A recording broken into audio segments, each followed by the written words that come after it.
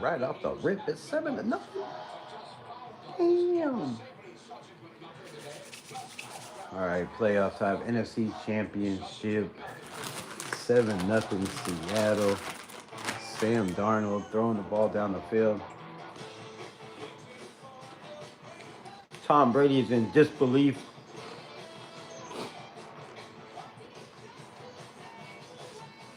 It's dark in here. Right.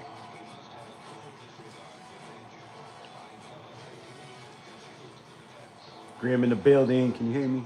Can you see me? What up, what up, what up, what up, what up? Your Hawks off to a fabulous start.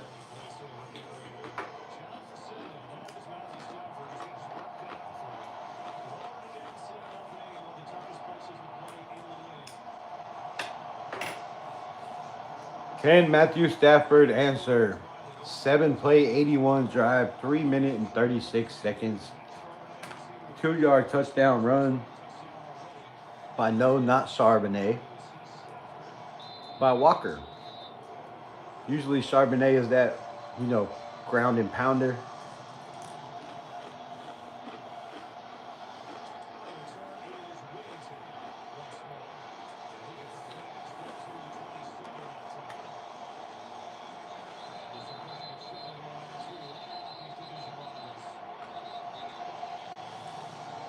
Little scuffle on the field.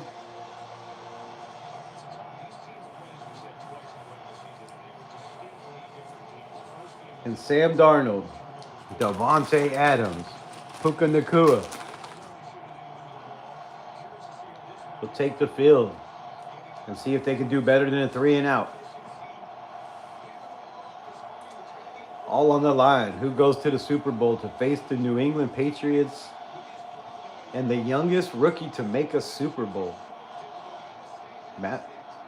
Drake May. Our second youngest? Second or first?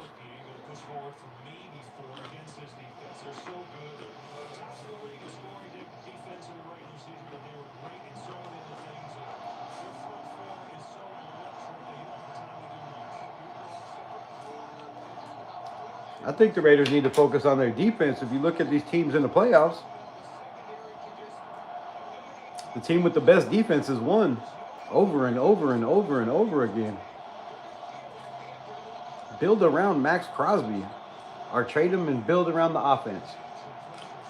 Deep throw, Matthew Stafford, wide open, Puka Nacua. It is caught at the 25-yard line, and the Rams are in business. Just like that, one play, one throw. Puka Nacua smoked his man. Matthew Stafford steps up in the pocket. Nice little hitch. Make the defender miss. Great throw. Little shy. Could have threw a little bit more under that. That's a wide open touchdown. But Puka comes back, makes the catch. Rams in business on the 26-yard line. 2-by-2 set. Single backfield. Under pressure. Another bomb. And he overthrows Puka Nacua.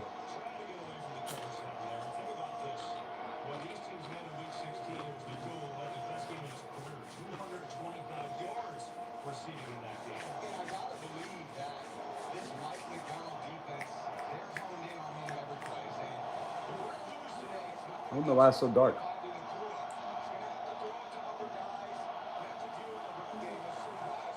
It's not dark outside. It's light as hell.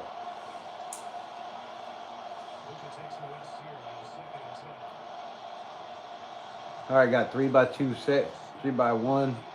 Another deep ball, and they are just going for the gusto. No underneath throws, no short throws. They are just throwing deep. Rams coming out aggressive. Who will be the next coach of the Las Vegas Raiders? Will it be Mike LeFleur? Or will it be Klint Kubiak, who came out and called a hell of a drive on that first drive? Way to come out, make a statement, quiet the crowd.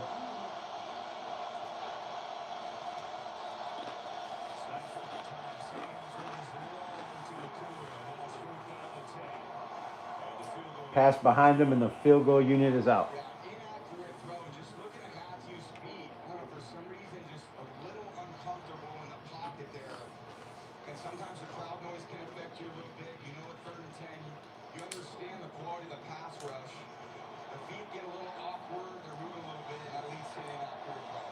Clock. Clock what? Clock.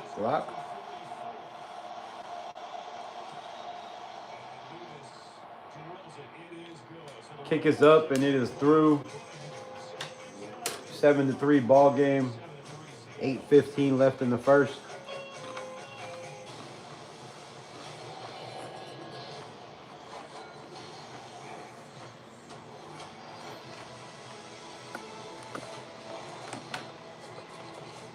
Do I have ourselves a shootout?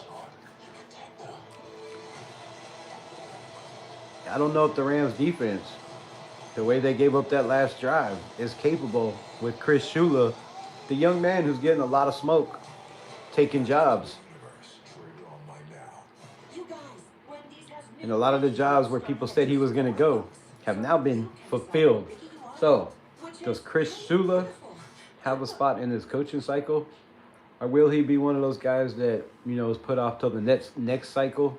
It's starting to look like that, unless this defense could come out and shut down Seattle.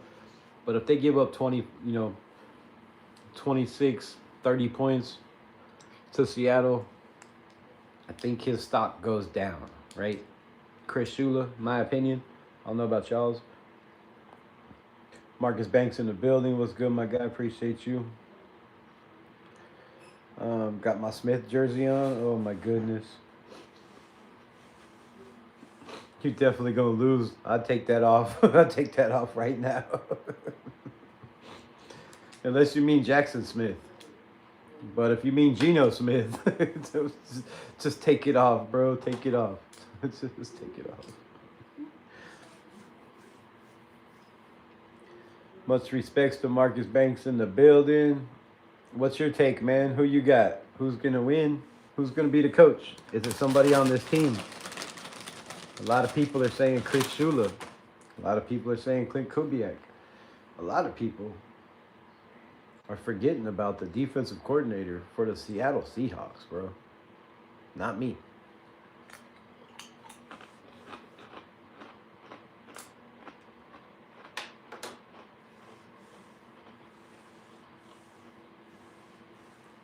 Seattle's defense has been nasty all year long.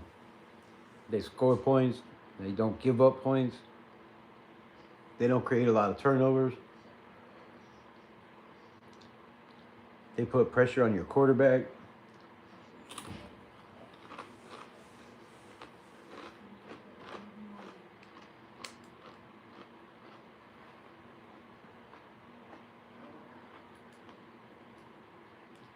Oh no, I lost my glasses.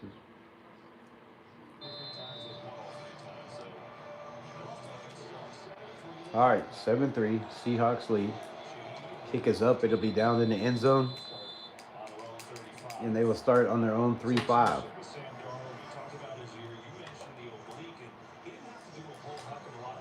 I like the stadium. I like how they have that little shit right there.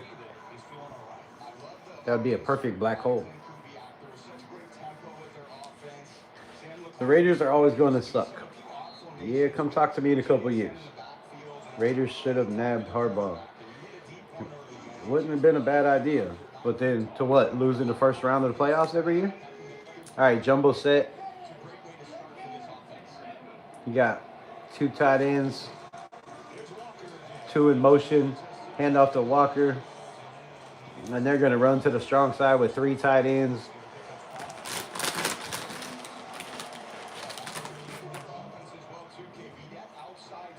Kubiak's offense looks nice. And it would look very, very nice with a young Mendoza. Because I think Kubiak, out of all these guys, seems to me knows how to do build around the strengths of the quarterback, no matter where he's at.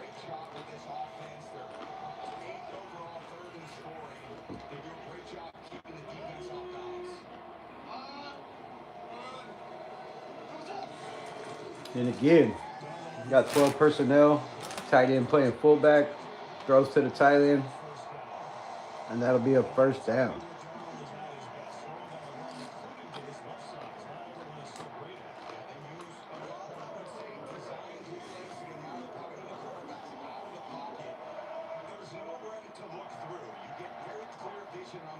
Huh?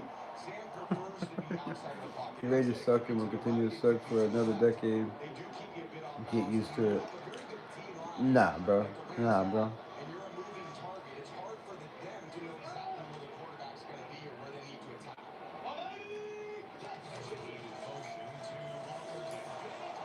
Big hole. Mr. Walker is balling his ass off lately. Dusty Oreo, what's good? Member for 10 months. Shout out to you. Shout out to you.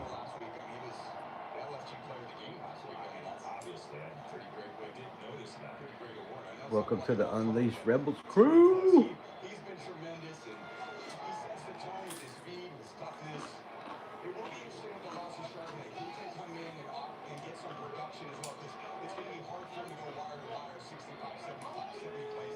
Jumbo set. Handoff, makes a man miss, makes another man miss. Picks up the first down and another 5 on top of it. And I wish Kenneth Walker would have played like this last year when I had him on my fantasy team, because I really could have used the points last year. But I know he was injured.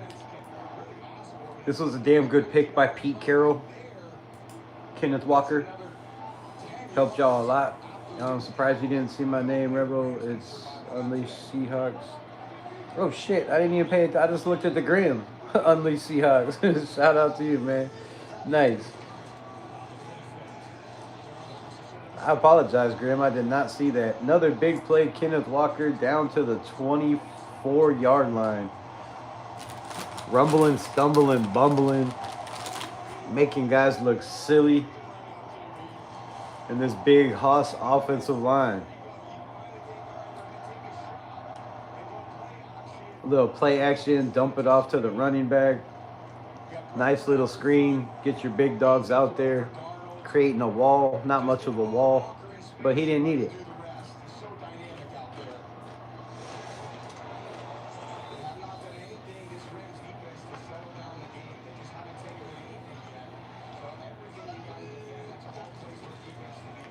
Jumbo set, handoff, hit behind the line of scrimmage, and he will lose a yard.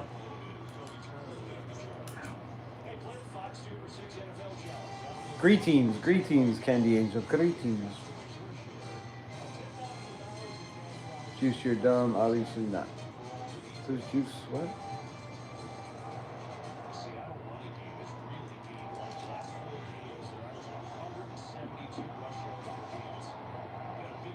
Subscription for a subscription?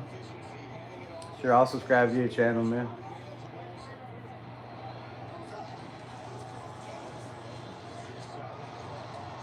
Pass caught. Jackson Smith and Jigba just making people miss.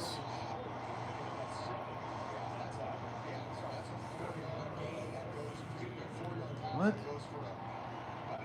Who you calling dumbass and fuckface? Who you talking to? What is your deal with asses?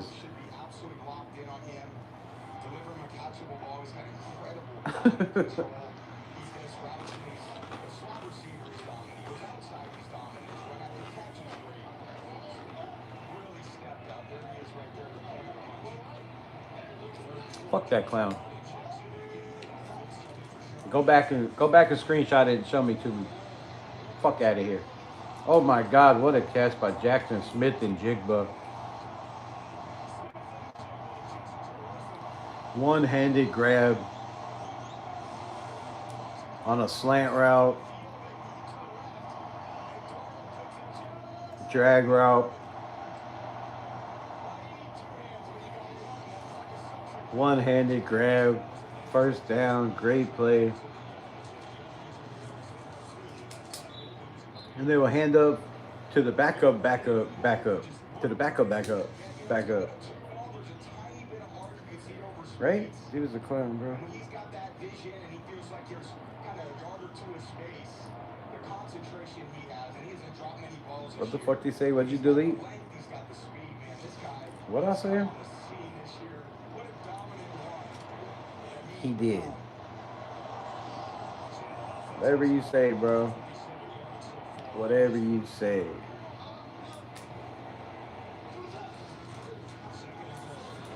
Big set again. Handoff up the middle. Still trying to drag people. Flag down. But he will pick up 4 on the play.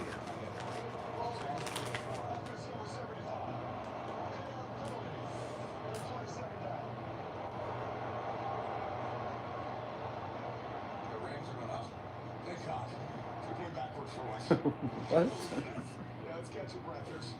Mendoza or trade the pick.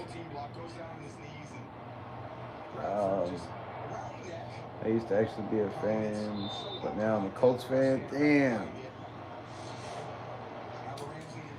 Yeah, you know, I don't know what they do, man. If they think Mendoza is that guy, pick him.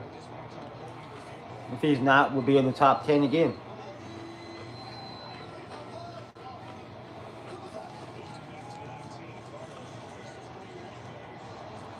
Another screen handoff, and he will be down inside the 10 to the 9-yard line. David Walker III is a one-man wrecking crew.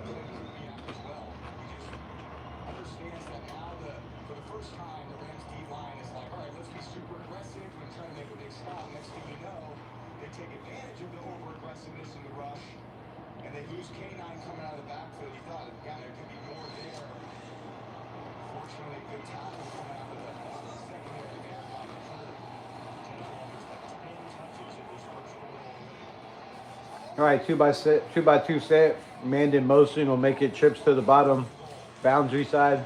Ball on the field side. Incomplete in the end zone. Could not make the play. Durant is wanting a flag, but there is no flag on the play. Saying hands to the face.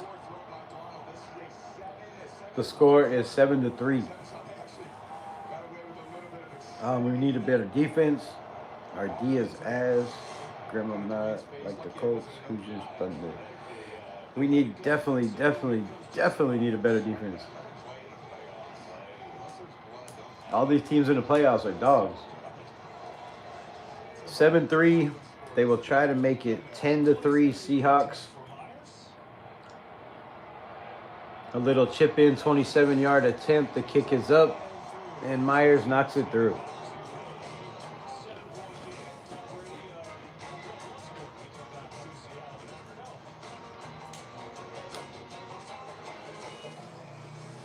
Style or substance. Somehow it became one or the other. Kate, my fiance, lives in Indiana. Nice. Not stopping until you have everything in the GMC Sierra. Nice. We'll get a total value of over $11,500 on this Sierra 1500 model when you trade in an eligible vehicle. That's 20% below MSRP. This Friday, the first to experience the most shocking, twisted fraud you can have in a theater. Somehow, rated R Friday. Can I get a Bud Light? Oh, it's not for me. It's for the bride. She said, can I get the clean, crisp taste of the Bud Light? Her words, not mine. She actually wants theory. She wants more of those deviled eggs, too. Anything for the clean, crisp taste of Bud Light. Like a relentless weed, moderate to severe Crohn's disease symptoms can keep coming back. Break away to what's possible with Tremfya. Nice. With rapid remission at 12 weeks, and fewer bowel movements and less abdominal pain at 4 weeks. Diehard Seahawks fan. At 1 year, and some patients saw visible intestinal lining, serious allergic Junior. reactions, and increased risk of infections and liver problems. Always got jokes. They're not funny jokes, but you always got jokes. As long as you got jokes, my guy. Healing is possible with Tremfya. Backed by over 15 years of clinical research. Ask your doctor about Tremfya today. $6 All-American Smasher meal tops the burger food chain. Get it and smash.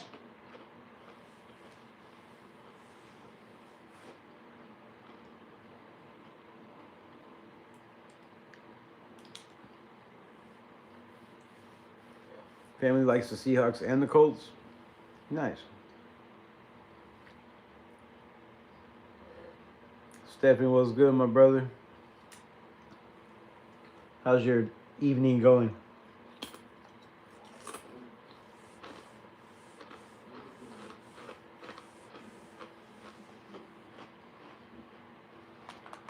across from us, facing the tape.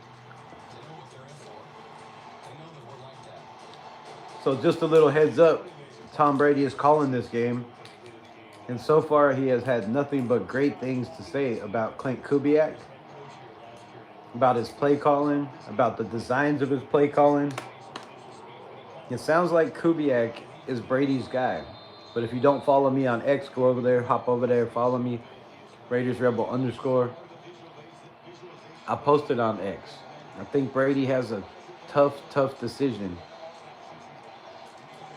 And if Seattle does not win this game and does not make it to the playoffs, to the Super Bowl, I feel like Klint Kubiak would be willing to run it back with this team because they're so close. So if they ended up making to the Super Bowl, Klint Kubiak might be better odds or better chances for him wanting to leave. But if they lose the game before the Super Bowl, I could see him wanting to come back and, finish what they started. All right, jumbo set. Right off the rip, they're going to come out, hand off, and he will pick up 3 and will be spun around and down to there. I actually have nothing against the Raiders. Ashton Gentry, you guys might draft Fernando Mendoza. Nice, Kegs. Yeah, we got weapons, man. We got weapons. We just need somebody to come in and use them before we have to pay them ridiculous amounts of money. That's a problem. We got to get them on the cheap and use them. All right, trips to the bottom. Ball's on the field side. Handoff to Williams. Big hole, and he will pick up a first down and another 6 on top of that. That'll take us to the end of the first quarter. 10-3 Rams.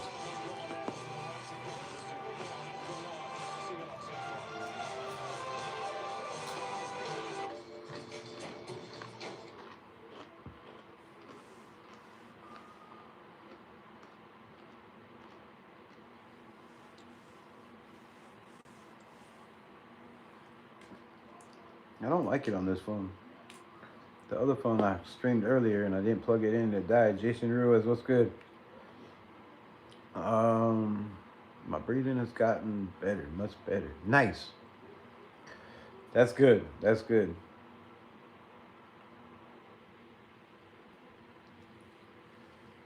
Shout out my guy. Glad your breathing is better. What else we got? Nothing against the Raiders, but they suck. You just mad, bro. You just mad because your team don't have a Brock Bowers or Ashton Gentry or a JPJ.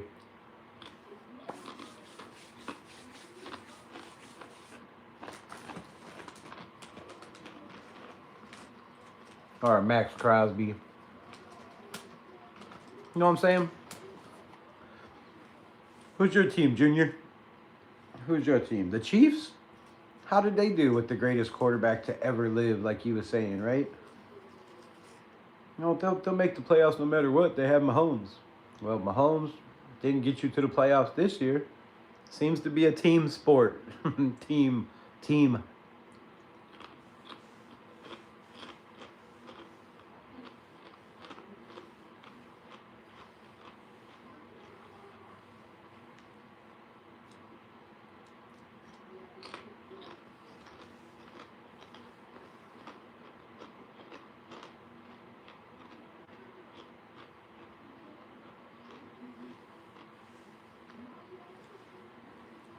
The Colts defense with Max Crosby would be crazy. But they don't have anybody to trade for him. See, the Colts made a huge mistake, and they went and got Sauce Gardner, and they gave up first-round picks that they didn't have. So now they don't have first-round picks this year, and Sauce Gardner wasn't the guy that they thought he was going to be. So he hasn't really helped them. So the Colts have made some bad decisions, and now they got a quarterback coming off an Achilles. They got one that they moved up to get in the 3rd round, who hasn't turned out to be very good.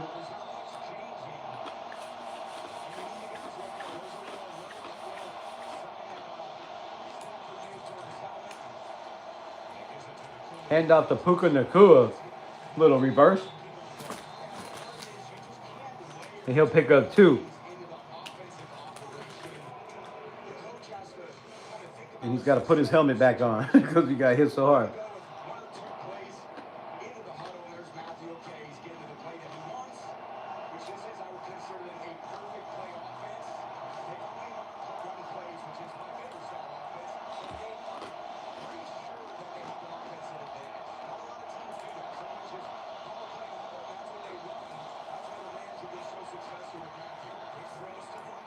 Devontae Adams caught to the 30, to the 25, down to the 21-yard line. Thanks for spending your time with us, Rebel. We appreciate it. Thanks, Unleashed Raiders. I appreciate you. Got to sign Alex Pierce. Yeah, y'all can't let him go. Definitely something you need to sign. But I don't know how much money they got. I'm not trying to piss y'all off, but the Raiders fan base is a bunch of posers. Why you say that? Why is the Raider fan base posers?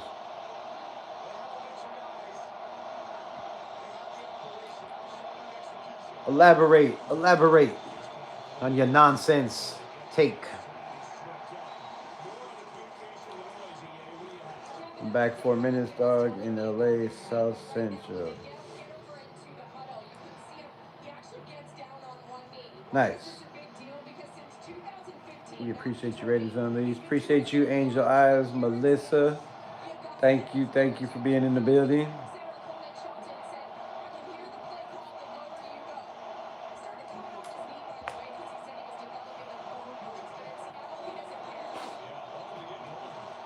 All right, ball on the 37-yard line, pass, 27-yard line, pass, incomplete. Devontae cannot hold on. And it seems to be the norm lately.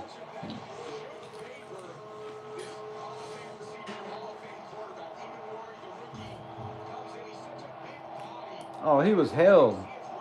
He got horse collared. And had his arm wrapped around him. That's a horrible call. That's pass interference all day. Especially on Devontae Adams. That should be a flag. All right, you got trips to the bottom. Ball on the field side. Matthew Stafford under pressure. Doesn't know where he's going. Drops the football. And it is picked up by the Rams.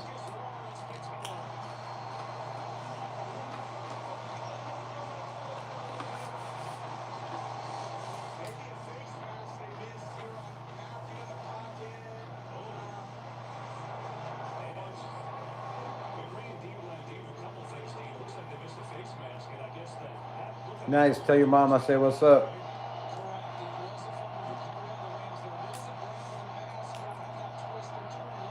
All right. The Rams to kick another field goal. The kick is up. And it is right down the middle. 6-10. Rams drives fail. That should have been a damn penalty. Easy face mask. Tried to rip Matthew Stafford's neck off. Turned his head around. Caused a fumble. These refs are bad. So when you try the mini taco salad, beef potato loaded with it, or salted caramel churros, enjoy the lux. Just don't let it go to your head. Bring car up. You know there's no valet. Then who's getting the car? Taco Bell's new look. We'll see what the Rams defense can do. They haven't been able to stop Seattle at all. It's been 2 good drives.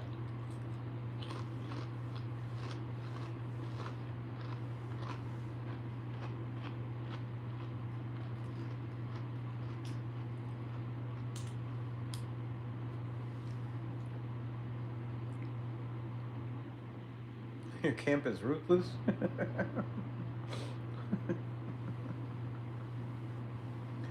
Wheelbear at dog. What? Wheelbear at dog.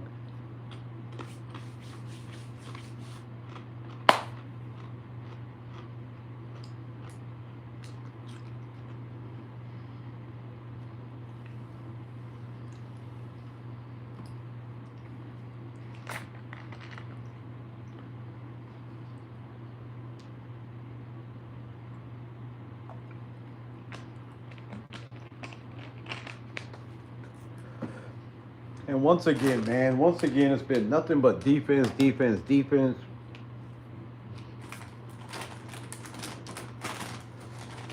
Bend but don't break. Hold them to a field goal, right? Let them roll down the field. Keep the pressure on. And both teams, except for the first drive of the game, have been very good at defense, keeping the pressure on.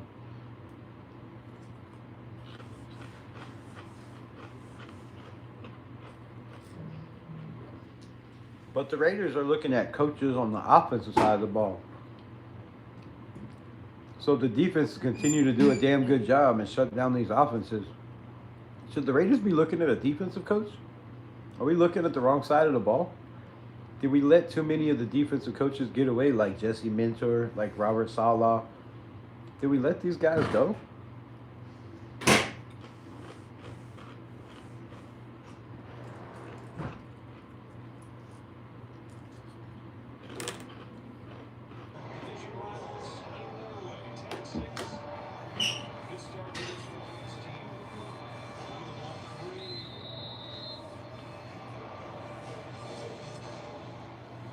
See the Rams' strategy against Shaheed. They do not try to return one on days of good play. They'd rather have it on a 35. Downstairs we go to Tom. We had Mike LeFleur become an NFL head coach before 40 without even playing college football. Well, it starts in Georgia. The Raiders, man. They should have got Shaheed Rashid. I've been saying for years, maybe decades, the Raiders need somebody that can run back punt returns and kick returns, that is explosive, dynamic, has speed, can make people miss. And they had a chance to go get this guy from the Saints, and they shit the bed. Sam Darnold all day to throw, caught Jackson Smith-Njigba at midfield. And the Hawks are on the march again. The Hawks are on the march.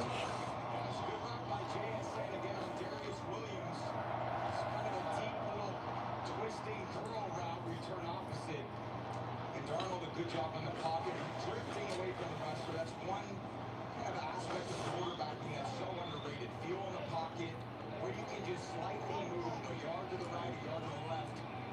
That helps the offensive line so much. Oh, missed snap.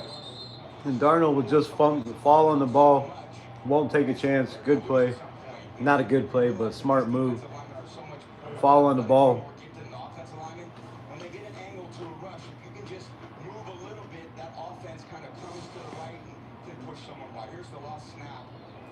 Wow. Looking the other way. Looking the other way. You gotta be looking the ball into your hands, bro.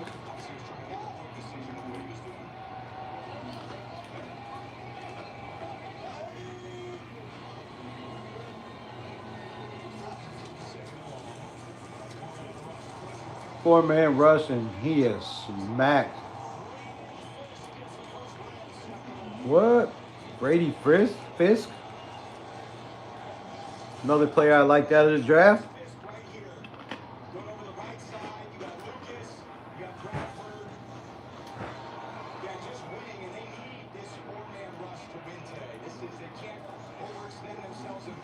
Young, Jared Verse. The other Byron Young, the one the Raiders were supposed to draft.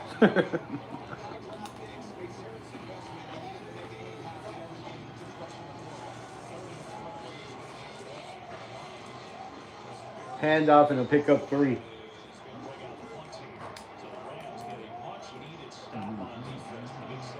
Can you be a mod? No. You're a fan? Nice.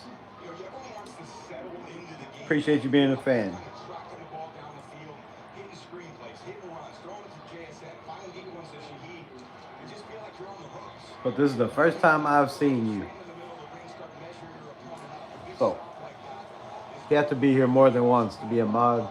We have rules.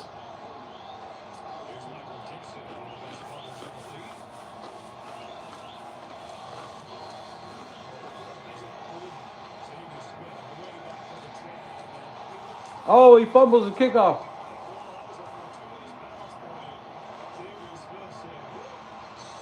Missed opportunity. Seattle only had one man down there. Ball bounced off his shoulders, and there's nobody to recover it. Special teams guy runs past the guy. You're never ever taught to run past the guy. Why aren't you stopped? You're supposed to stop, make noise, yell and scream, but you never pass the guy catching the ball. Seattle special teams has been fire all year long, but that was a mistake that could have cost them. If you would have just stayed in front of the receiver, that ball comes right to you.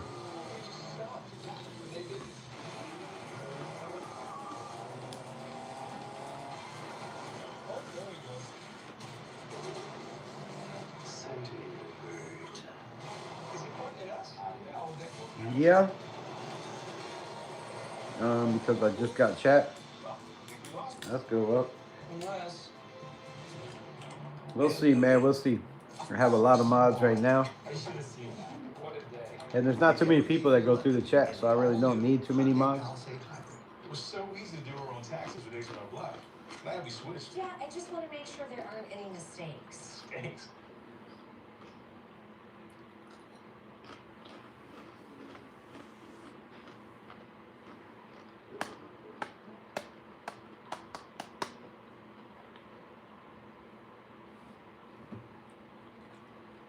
So the Rams defense, though, with Chris Shula calling the plays, comes out hot, gets the first punt of the game.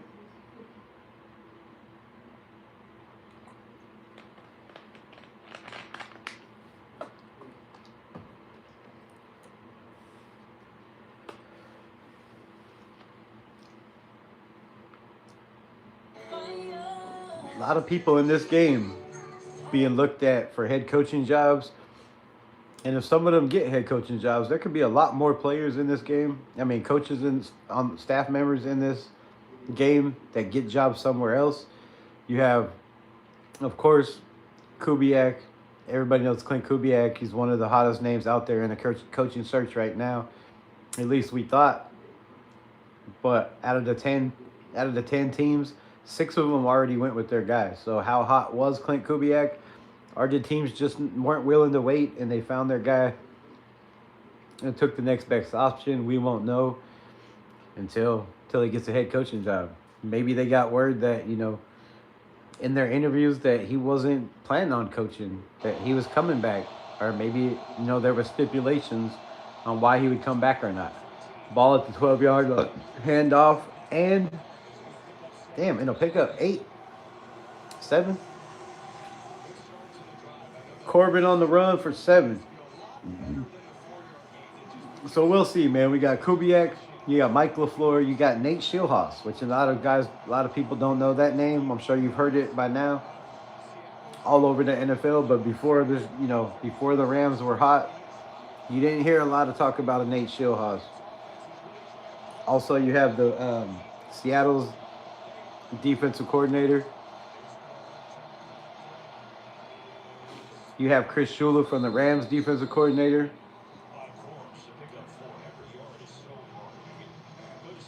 A lot of names, especially the more games they win, are being watched in this. And let me know too, if you're not a Raiders fan, do you think it's fair for Tom Brady to be able to call these games and be able to coach these offensive coordinators that could be head coaches, to be able to, scout players? Let me know how y'all feel about the whole Tom Brady thing, being a commentator and then being able to pick the number 1 quarterback in the draft and your head coach. I think he has an advantage over pretty much every owner. I mean, if you're asking me. So I would love to see them make him make a decision, either be all in on the Raiders or be all in on Fox, right? Pick a side, pick a side. Any side. Raider Nation for life. Don't compare my camp to the cheaters.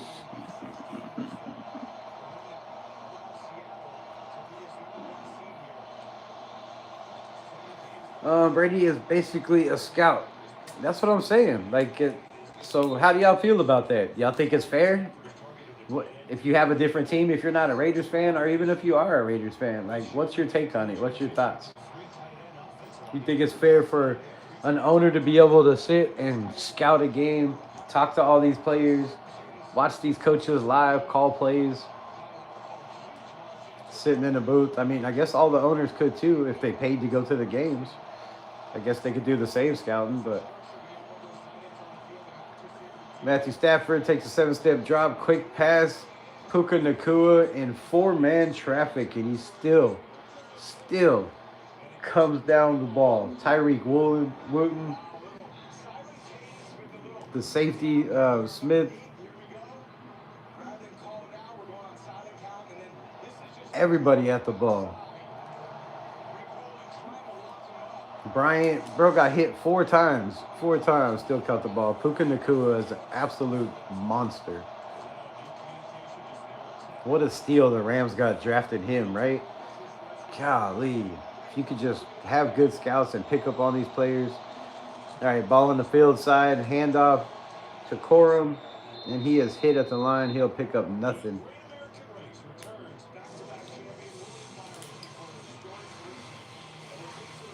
Brady should stick to being the owner and concentrate on his job with the Raiders. I agree 100%. It's fair as long as you keep the form of other teams. You're there. That's being for the long term. Inform the teams. I think it's an advantage. I think it's an advantage, Raiders. I think it's a big advantage. Handoff Corum, 30-25. Nice run by Blake Corum. It's been a long time, right?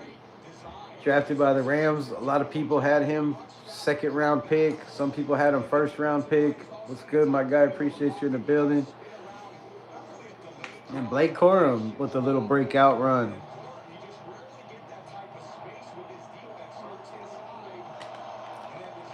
But yeah, I feel like Brady has a huge advantage being in this game, scouting Mike LeFleur, scouting Shula, scouting Kubiak, Schulhaus, all these guys. I mean, you don't get to scout some of those guys because they're assistants, but you see what system they came up with, right? What play calls are on the sheet. All right, 6-10, 4:20 left in this game. Speaking of 4:20, let's cheers. There will be probably 4 minutes left by the time he snaps the ball. It is 6-10. Seattle leads. Ball inside the 30. Quick pass to the sideline, caught by Puka Nacua, and he will be hit short of the 1st down, possibly a yard shy.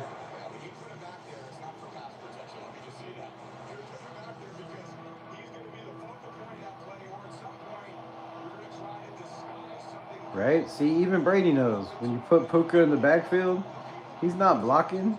If you're throwing him the ball, handing him the ball, he's going to be some kind of disguise. And they leave him one-on-one. All right, 3rd and 1. Ball at the 16-yard line. Jumbo tight formation. Handoff. Makes a man miss, hops over the line, and picks up 4 and a 1st down.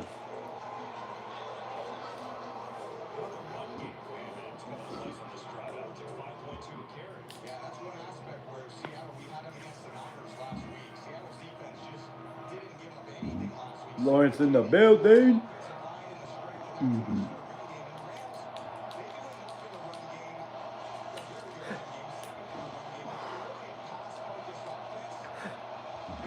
Oh, fuck. All right, ball at the 11. Another jumbo set. You got Devontae as the X. Whistle will be blown.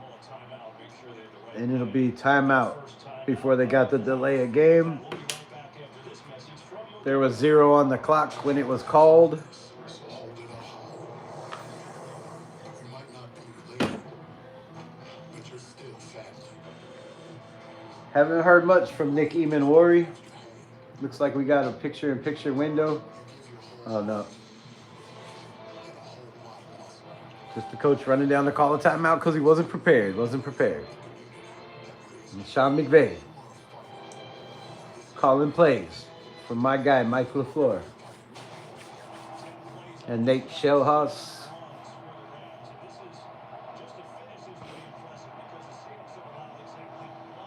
Touchdown here changes the whole complexion of this game.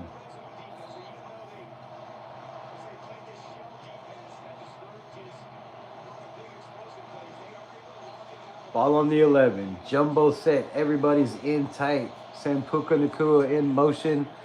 They will hand off. And he will pick up 2 after all that work and trickery. Nobody was fooled at all.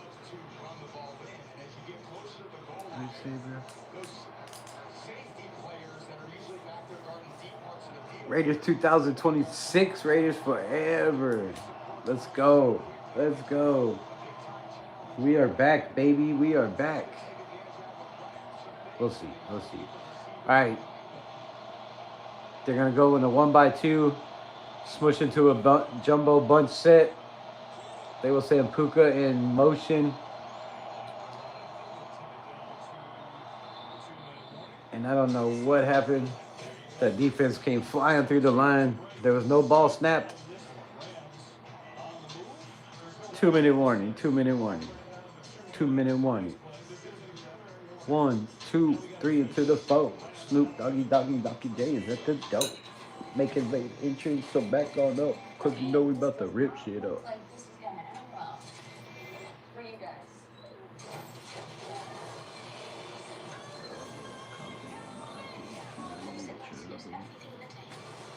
Kurton didn't die in a day. God's been on that count.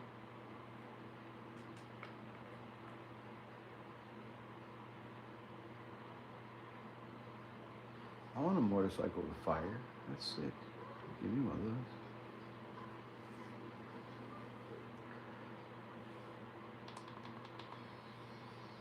those. All right, so what impresses you so far the most about this game? Is it Seattle's defense, who looks like they could possibly be in trouble? Can they get a stand here? Is it the Rams defense? Is it the run game from both teams that have been running the hell out of the ball?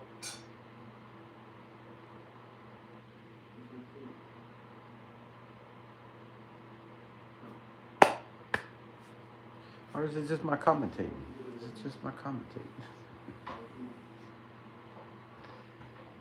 My lights in here. It looks so dark. Welcome to the Twilight Show. We are in the dark.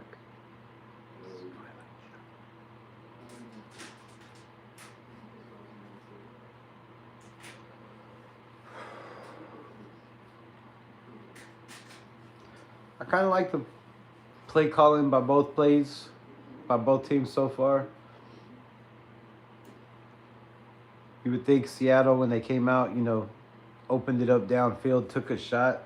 They would probably try to continue pushing the ball. I mean, they did what the Rams came out in the first 3 drives, and every play was, over 15 yards. So do they go back to that?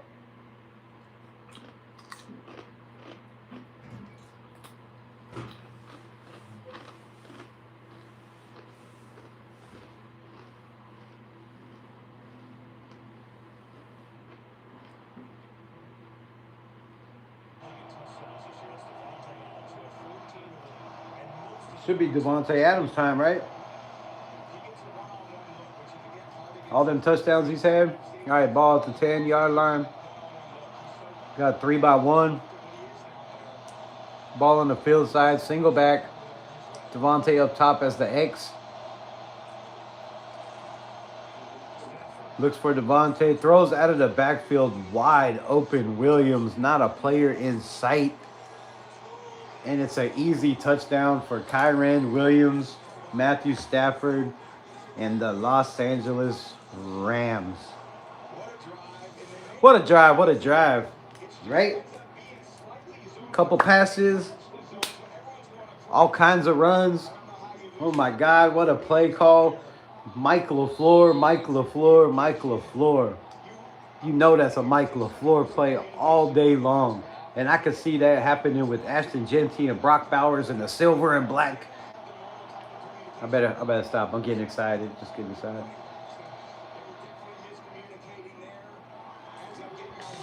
What a play. And you could say Mike LeFleur doesn't call plays. I know, we can keep saying that. But he has. And he knows how to draw them up. And if you know how to draw them up and you're right behind the guy that's constantly using them, it's going to rub off on you. I mean, it rubbed off on Zach Robinson. It rubbed off on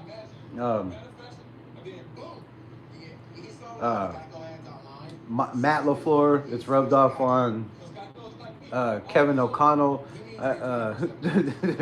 Do I have to go down the line, bro? Everybody that's left the McVay tree that didn't call plays still ended up as a damn good coach in the NFL. And I'm willing to take my chances with Mike LeFleur. Things change. It turns out now T-Mobile has the best network. I like a lot. Hey, dude, you won't believe where I am.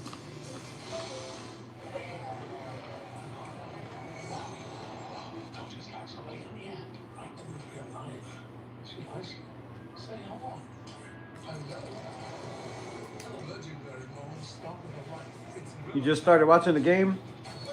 What were you, whooping some ass on Madden? Greg Brewer in the building. What it do, man? What it do? What it do?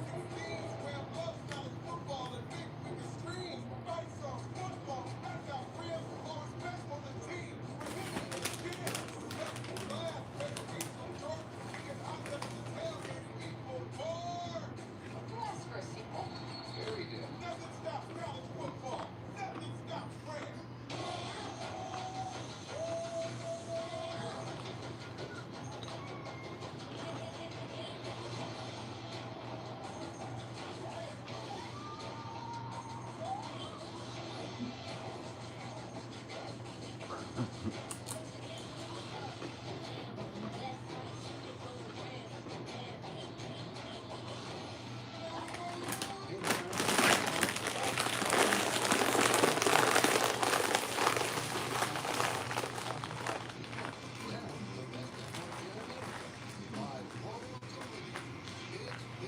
All right, who do y'all want to win this game? Who do you think's gonna win? And who do you want to win? Except for Grimm. We already know who Grimm wins.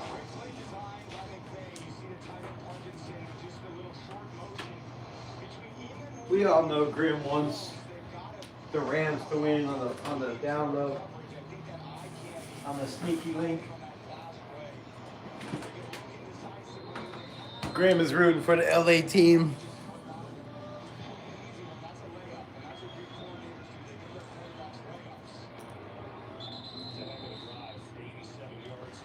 Right? That's what you rooting for, Grimm.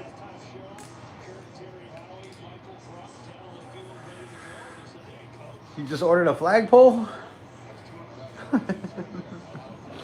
Come on, Grimm. You know that's your team. That's what you do, Lawrence. Clowning fools on the Madden. Patriots win the Super Bowl for America. 250th anniversary. I wrote the script myself. It's a very nice script, but I'm very pissed off you didn't write my Raiders into it somehow. You could have wrote Aiden O'Connell, backup quarterback, comes in, saves the franchise, takes the Raiders to a Super Bowl, and makes Lawrence never come on YouTube ever again. Now that's a script. It's a script, right? Right off into the sunset. Finally get a little momentum. Okay, cool. We just stop them on first down, then we can settle into our pass rush. It's kind of what this defense needs. They got to, in some ways, make you one-dimensional. got to play physical on early downs to stop the run, to earn the right to rush the passer. And that's what Tom Brady sounds good. Sounds like he knows all the right shit. Can he get it to work for the Raiders? I don't know. All right, Sam Darnold, under pressure, steps up in the pocket. And this Rams young defense, Durant all over him. These guys are stingy, bro. Stingy.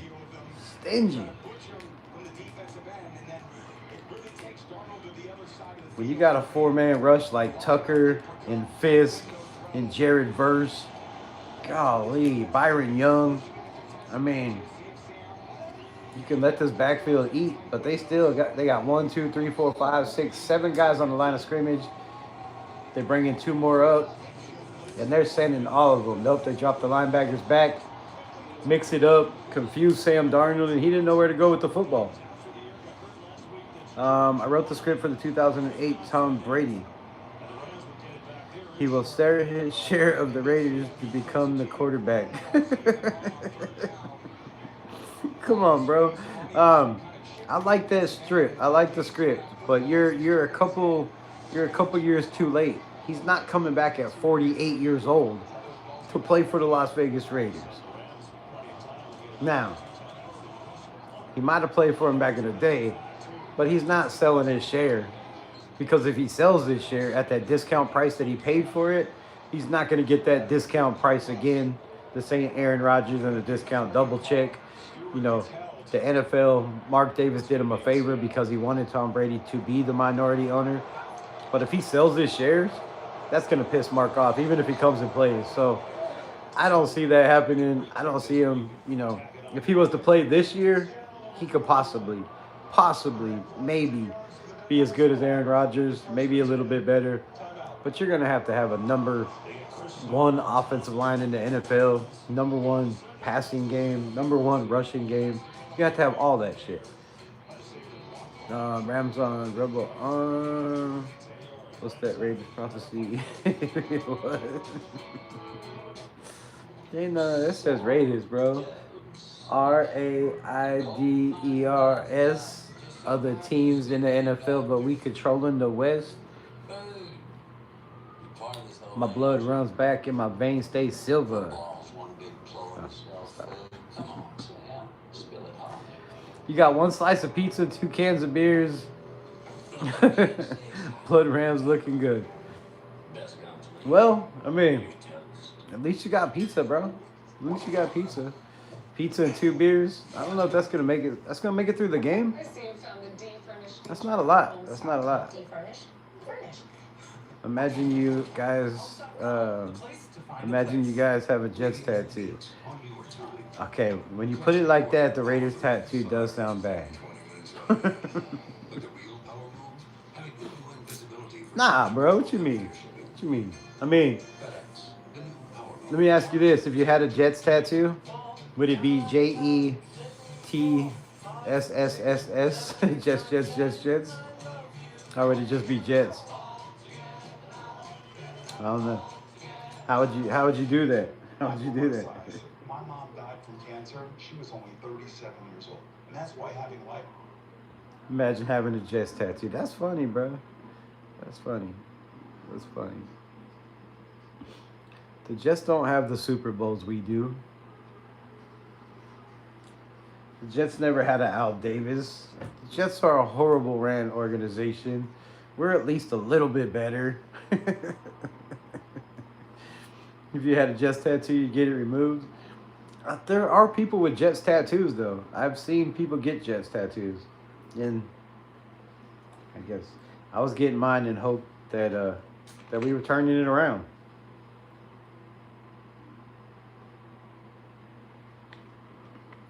After 15 years of waiting to get it, I thought it was time. Well, it turned out to be the wrong time.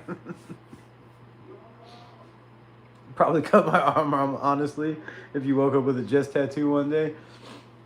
I mean, that would be a shitty prank, right? That would be a shitty ass prank to pull on somebody.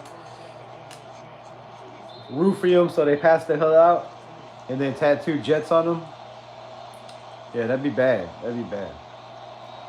But then maybe you get that tattoo, and maybe, you know, in 10 years the Jets are good. And then people be like, "Damn, where'd you get that Jets tattoo?" You're like, "Oh, I've been had that. I've been had that."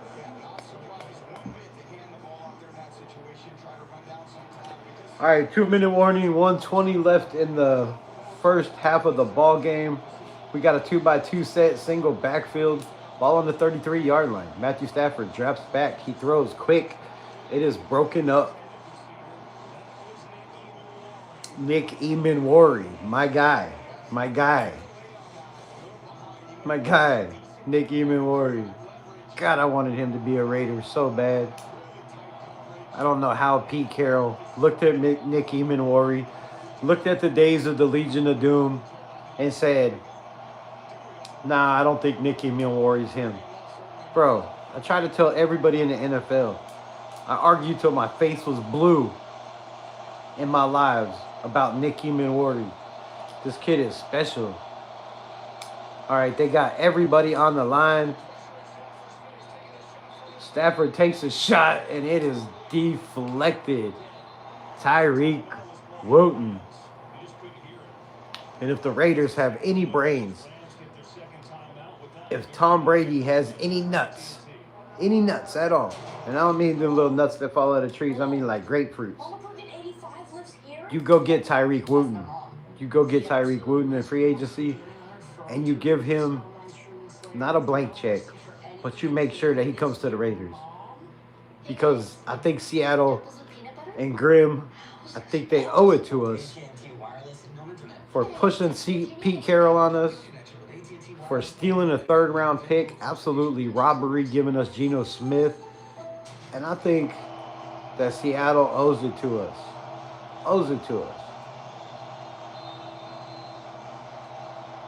To let us get Tyreek.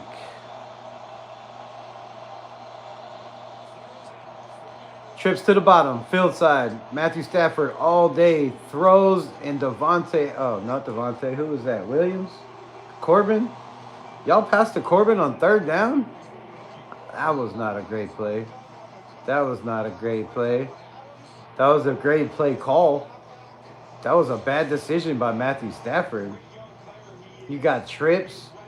I mean, throw the ball, bro. What are you looking at? What is he looking at?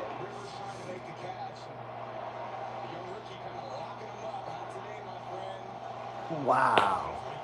What is he looking at?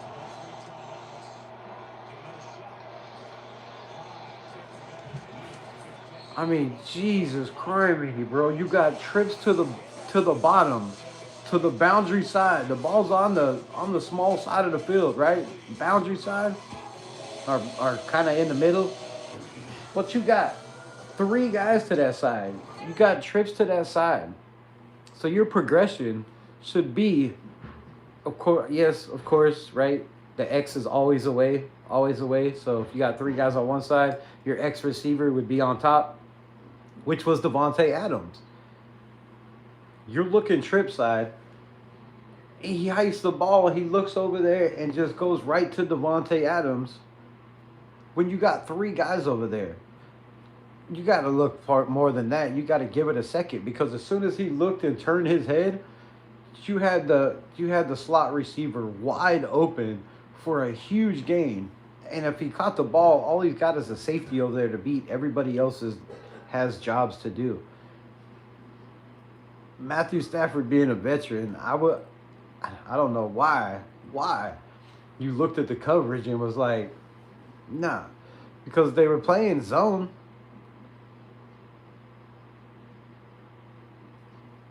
I don't understand why you would look off that fast. Like, there wasn't pressure. You had plenty of time to look this way, sit there and stare at Devontae, and then take a check down to the running back out of the backfield. It's a bad decision. Bad decision by a veteran quarterback that had a guy wide open, streaking, and could have turned out to be a huge play, but it was definitely a first down, 20-yard plus. Water Pistol never had a real plan for the team. He just had, just happy to be coaching. What? Water Pistol. Brady's had way more of a chance than the Jets will ever have. Right?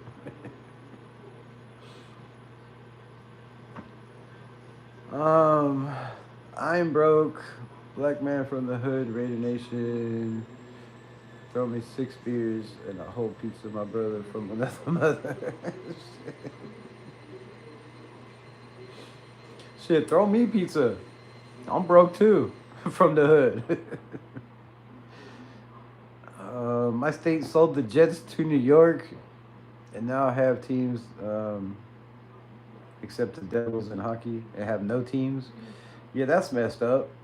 I hate when football teams, our football cities, get rid of their damn football teams and don't replace it with another one. I mean, honestly, why did New York need the Jets and the Giants? Tired of losing money. They should have given us the Jets back. It's another team. I agree. Why are all these teams greedy? Like, why is there 3 teams in LA? 4 teams in LA, right? How many teams are in LA now? 4? You got the Rams, the Chargers, the 49ers. Is that it? Is that it now? Still, that's a lot. Good throw by Darnold. Great hands by Jackson Smith and Jigba. 49 seconds left in the half. Ball on the boundary side. 3-step drop. And he almost throws an interception. That should have been intercepted. But he threw it high where nobody could catch it. And when you throw the ball high where nobody can catch it, you ain't going to get intercepted. How about those Patriots? Definitely a nice win, man. Definitely a nice win by the Patriots. Come out, do their business, do what they do, play defense. How about K'Lavon Chasen, man? How about K'Lavon Chasen? Has more tackles for loss, and more sacks in the playoffs than Max Crosby. And the Raiders let him go. Curse in the backfield, wide open. Oh, Jackson Smith and Jigba with the muscles. I can't believe he held on to that ball. Laid out, tried to curl up, was not expecting it. Cam Curl, a hard-hitting safety, comes over there, curls him up into a ball, and smacked Jackson Smith and Jigba completely all muscle on that catch. All muscle, dude. All muscle. Great play call. We should trade Max to the Jets for their first-round pick. I'm down with that. I would trade Max to the Jets. I'm sure he wouldn't go there. I'm sure he would decline it. I'm sure he has a no-trade clause. Impressed that these players are willing to play in that type of snowstorm. I would have been shivering as hell. Yeah, these dudes are dogs, bro. These dudes are dogs. And, when you work out all the time and you have that much testosterone, that cold weather is really not that bad. Great play. Halan. Mr. Halan has not been out, They had him on the squad, then they put him on the practice squad. I'm surprised he hasn't been picked up. He plays safety. He plays running back. A guy that I really liked coming out of the draft last year. And the dude just makes plays.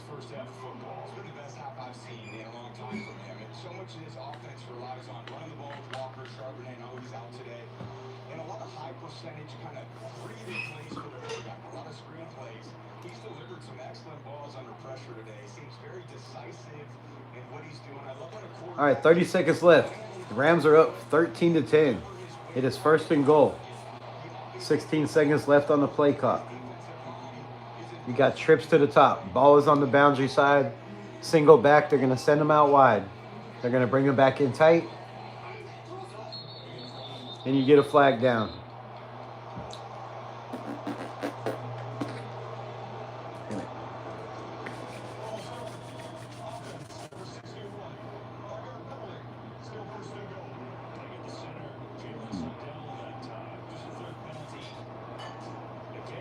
Yeah, I can imagine it, bro.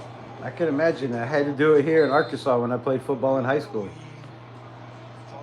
When I was growing up here, it snowed way more. In the wintertime, it snowed pretty much every year for at least a week or two. We'd miss like 2 weeks of school constantly. It snowed way more. It was way colder. And they never canceled our games, bro. We'd be dying. Oh, pass way too high. Should have been a touchdown.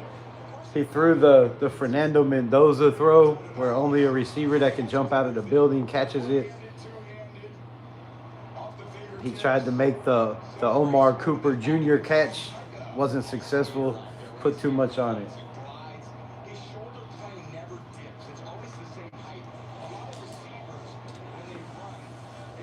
But yeah, these guys are beasts, man. Absolute dogs. It is not fun. It is not fun being tackled in the snow when your body's, sweating.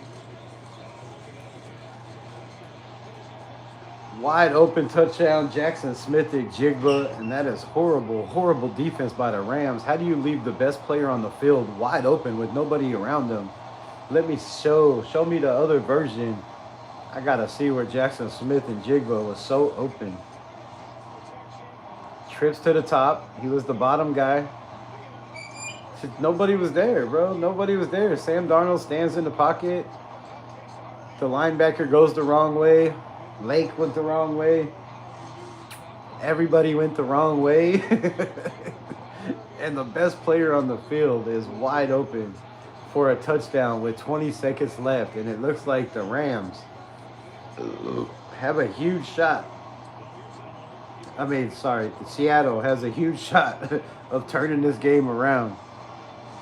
Turning this game around big time. Doesn't Seattle get the ball at the half, right? Yeah, if you're the Rams, bro, you cannot give up that touchdown right there.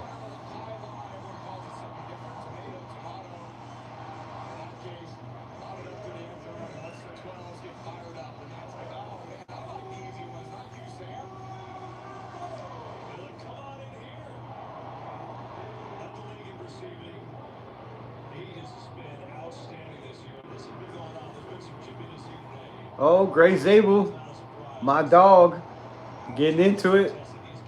That's what I'm talking about, bro. I was a huge Gray Zabel fan. If you can go back and watch any of my mock drafts from last year, anything in my lives we talked about the draft, anytime we talked about players, Gray Zabel was mentioned in those lives. This dude is a monster. He has that mean streak. Even more than JPJ, I think. This dude is physical. He likes to hurt people, and he's got the strength and the size and the power to do it. And I can't believe the Raiders, man. Can't believe these guys sometimes.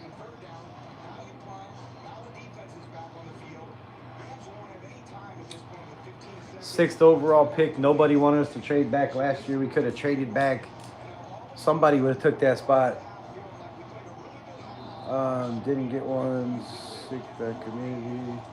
Used the consistent code at that point. Right? Super Bowl, I'm still proud we made it so far. Quick pass caught to the 40, to the 42-yard line.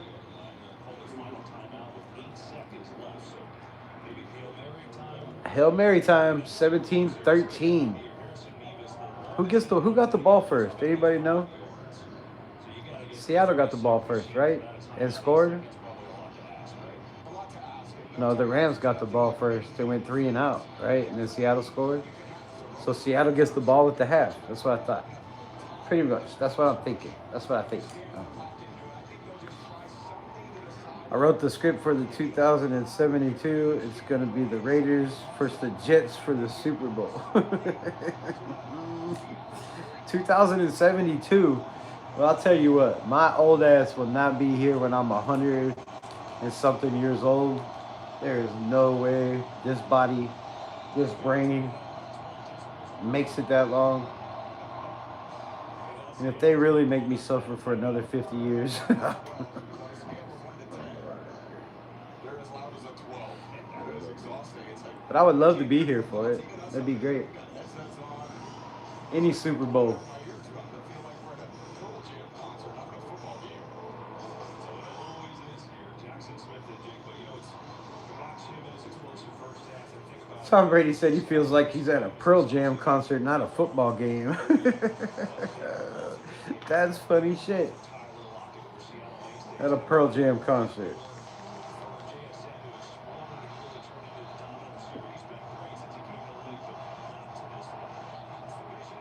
If Seattle wins this game,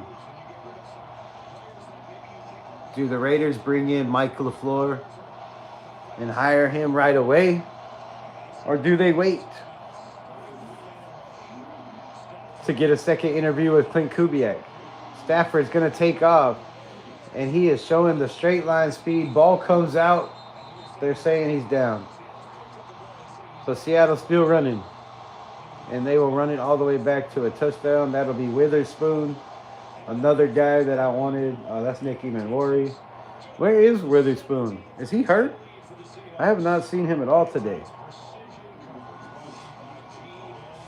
Where is Witherspoon? What's this dude? I don't know what to do. I can take a pull. Hold on.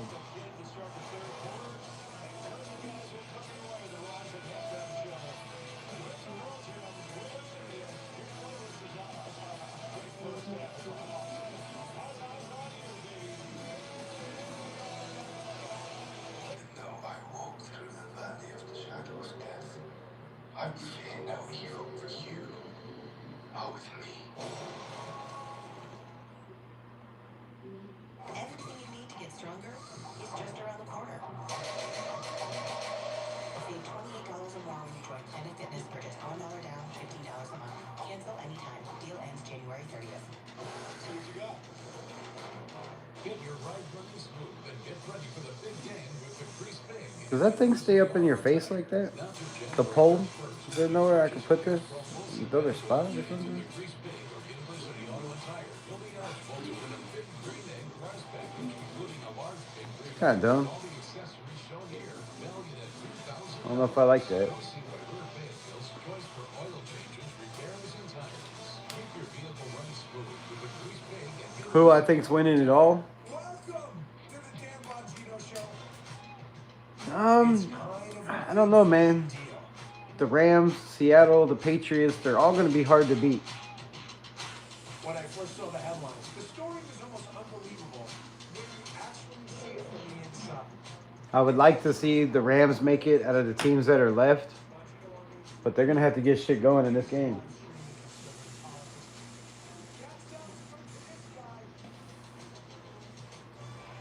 I think Seattle right now, you know, special teams wide with Shaheed Rashid. Offensive wise with Kenneth Walker and Jackson Smith and Jigba. With that defense, I think Seattle just has the best all-around team right now.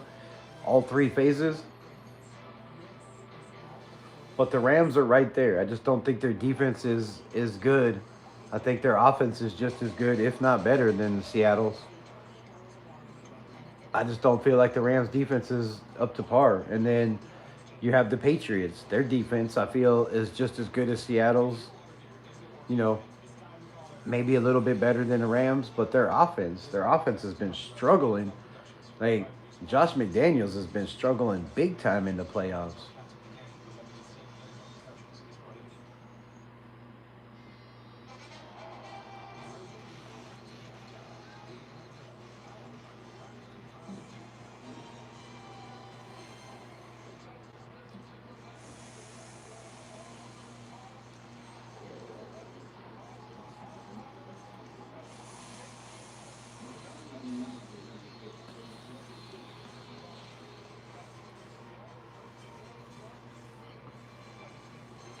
But all three of these teams, man, including the Broncos, if they wouldn't have lost their quarterback, I would have said the Broncos kind of look like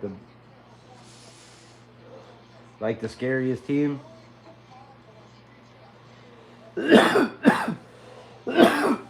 I like Klint Kubiak coming out hot, first play of game, throwing deep downfield to Njigba, throwing deep downfield to Shaheed.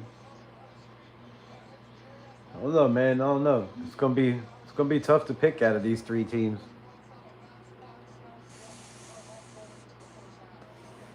I'll tell you when it's over, because then I only have two teams to pick out of. Instead of three, I only have two.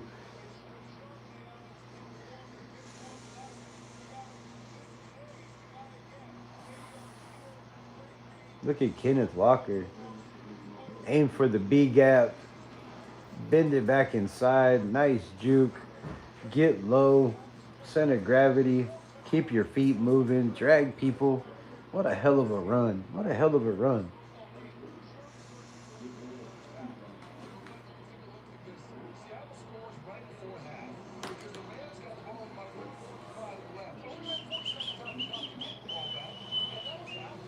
Like, subscribe, follow, man.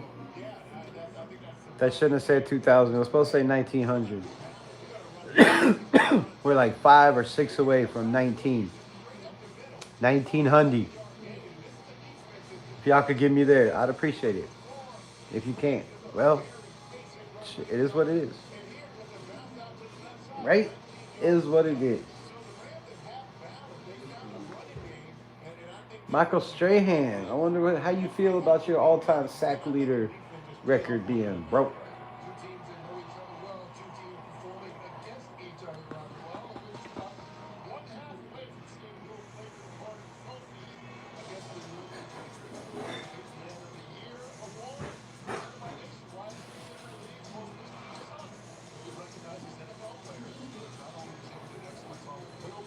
Walter Payton Award, one of the greatest awards in all of sports. Walter Payton was a dog.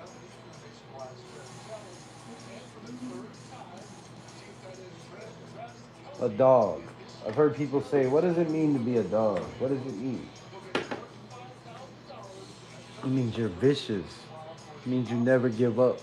It means you latch on and shake a motherfucker to the death. That's what I get by dog, right?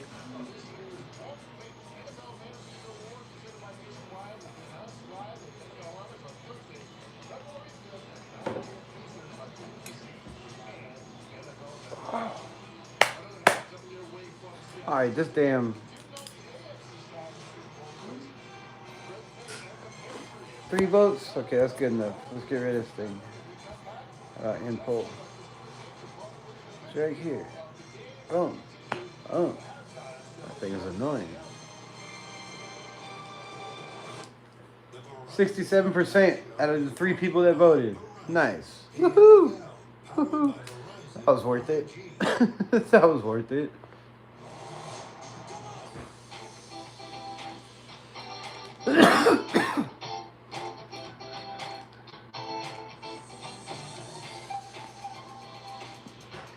All right, who makes the best changes in the second half? Let me know in the comments. Who do you think? Who do you think makes the best adjustments? Will it be the experienced Sean McVay? Will it be the up and coming Mike McDonald? Hey, wait, wasn't he part of a Sean McVay tree too? Was McDonald part of a McVay tree?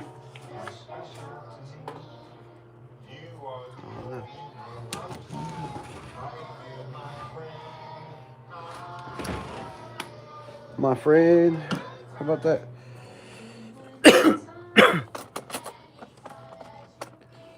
Wrong way.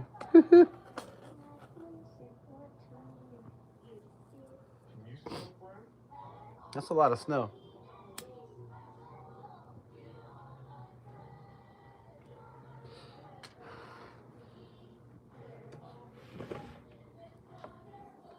Bro, I don't understand how. I don't understand how.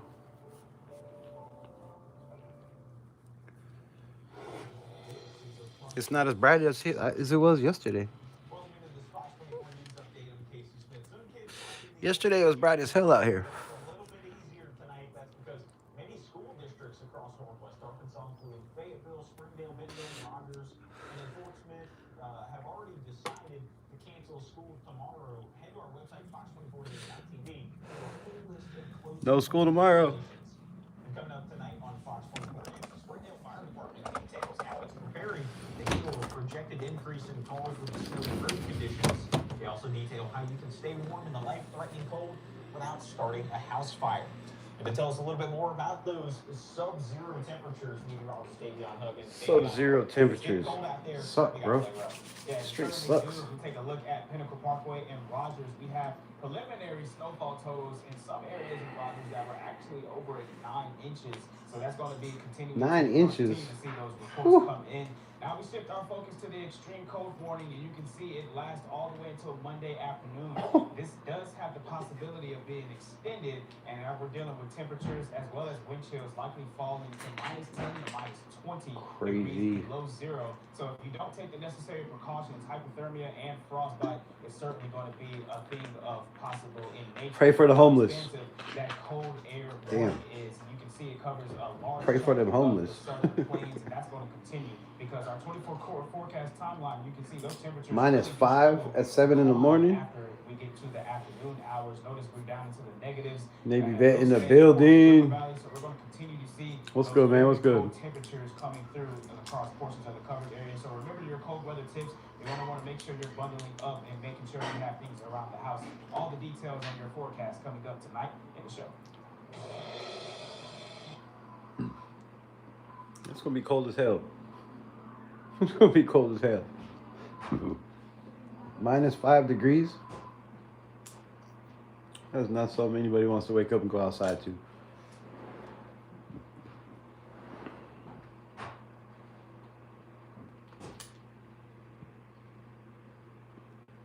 Man. Seattle, huh? So you taking Kubiak? Is Kubiak the next coach of the Las Vegas Raiders? Does he have to win this game? Has he showed enough? Let me know in the comments. Yes or no? Do you think Klint Kubiak is the next coach of the Las Vegas Raiders? Or do they stay and run it back? I mean, it's not too many times you get a franchise with a great coaching staff, with a great team that has a chance, if they do win the Super Bowl, to maybe run it back. Don't forget about that scenario. He might stay then too. I mean, damn, it's got to be hard to leave if you're making good money. You have continuity. You have a chemistry with the players. You have a damn good team that's only going to get better. That's hard to walk away from. To take a chance on an organization like the Browns, the Bills, the Raiders, or the Cardinals. What would y'all do? What would y'all do? Let me know in the comments. What would you do? If you're Klint Kubiak and you're offered the Las Vegas Raiders job, do you take that job? If you're offered the Cardinals job, the Bills job, a team that, you know, whatever coach comes in there has to win right away. If not, that's not a good situation. The Cleveland Browns job. Shador, do they draft a quarterback? Do they waste their two first-round picks this year to move up and get a Fernando? Let me know. If you're Klint Kubiak, do you take any one of those jobs, or do you stay in Seattle?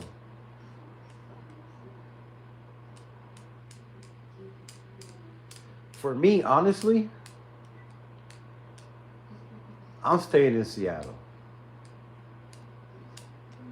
You got it pretty good there. You have a chance to make a name for yourself like Ben Johnson, which Ben Johnson just had the team scoring a lot of points. They didn't win in the playoffs, right? And he still got, was the number one guy in the coaching cycle. Right now, there's 4 teams left. I just don't see Klint Kubiak coming back. I mean, coaching anywhere. I see him coming back. Win, lose, or tie. I just don't see why you would risk your career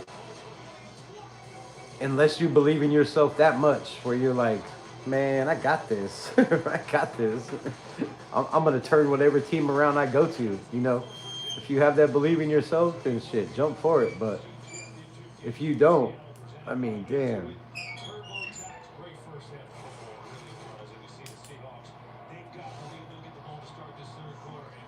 Run it back. Rams are beast. Hey, my son, Derek Furley is madly in love with you. Would you be willing to fly out to Scotland to meet him? What? Wait. What? Fly out to Scotland? I mean, damn, what am I, a celebrity? I guess, yeah. Shit.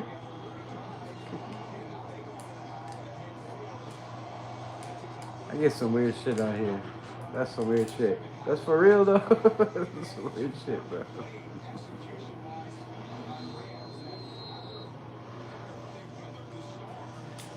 What's the score? The score is 17-13. The kick is up, and it'll go past Shaheed Rashid, and they will take over at the 35-yard line. Yeah, man, you wanna fly me out to Scotland? Sure. I've never left the country. I would love to be in Scotland.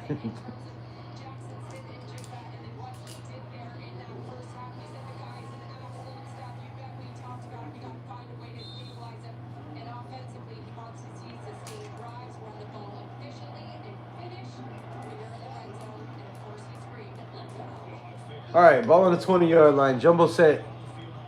2 receivers. Handoff, and he will pick up 4.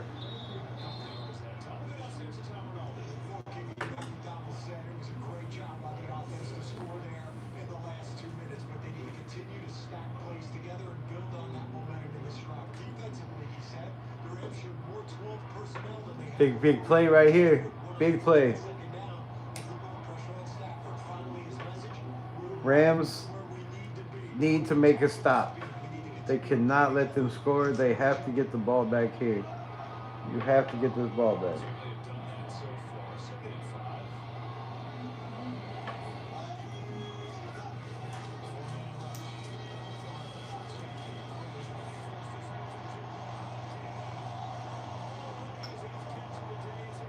And that's not how you start. That's not how you start. This is not how you start. Not a good way. Golly. Sam Darnold, great pass. Good timing throw. Fernando Mendoza style. And this is what the Mendoza offense would look like for the Las Vegas Raiders. Blue 52. Down set, hike, throw the ball. You got trips to the bottom. Send a man in motion. Makes it a 2x2 set. Ball on the boundary side. 17-13, 14.5 minutes left to play. Under center. He's going to roll out, pressure. And that defensive lineman was fast. Jared Verse. Love this kid, man. Jared Verse is such a monster. Such an absolute monster.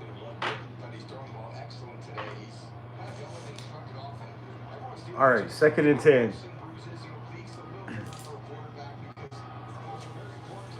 You right, dog? You Raider fans, what? I don't know what that means. All right, handoff, and he will be hit in the backfield, fighting to get to the line of scrimmage, and he will not flag on the play. Jared Verse is just all over the field. This man could just not, he can't be stopped, bro. He can't be stopped. Cannot be stopped. I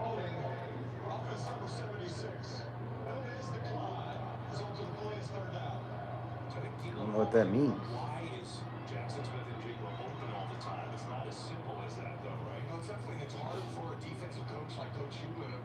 I have no idea what that means.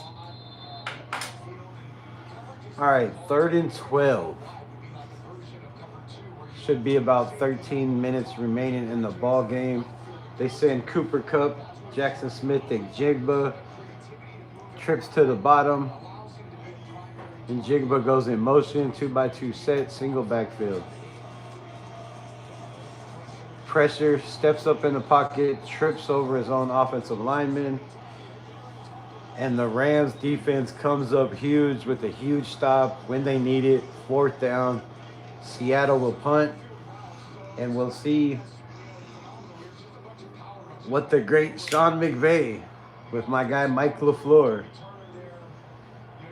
can do under this nasty, nasty, nasty 5-star everywhere defense.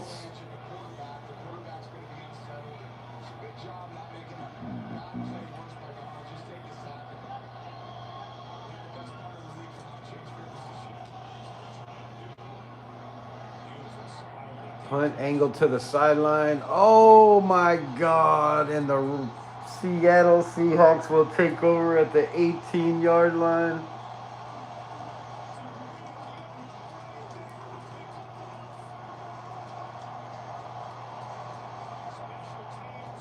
Wow. Special teams for Seattle just always comes up big. Smith backpedaling. And I don't know what happened, but he trips over his own feet, falls down. The ball hits him in his chest on the ground. Recovered by the defense. Thank God they just didn't pick it up for Seattle and run it in. He falls on the ball. Not trying to be a hero. Not trying to be the winner, you know, the star of the game, which he easily could have picked that up and rocked it into the end zone. Instead, he falls on the ball. Smart move. And Seattle comes in hot, will take over on the 12-yard line. Raiders, Nebraska.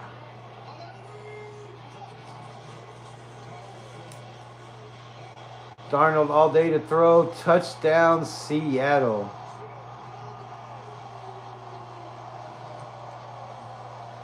Jake Bobo, the tight end. I do believe he's a tight end, right? Or is that backup receiver? Jake Bobo. And Mr. Jones and Me makes a huge costly turnover that sets Seattle up. Puts them in great field position. They score on the first throw. And it is 23-13. And the Rams have a long way to go. Long way to go. Oh, and the punt is up. Kick is up and almost blocked. Almost only counts in grab ass and horseshoes. We ain't playing neither. Golly. In Seattle, the Los Angeles Rams, who fired their special teams coordinator in the middle of the season, with Sean McVay, not known for firing guys mid-season. In fact, I do believe it was the first time since Sean McVay has been head coach in the NFL that he has fired personnel mid-season. They fired their special teams coordinator. It cost them in this game. Can Matthew Stafford come back, veteran quarterback, against this nasty, stingy defense with Nick Emanwari, Witherspoon? My goodness. I don't know what y'all are going to do in this backfield, but it's not easy to pass on. Not easy to pass on.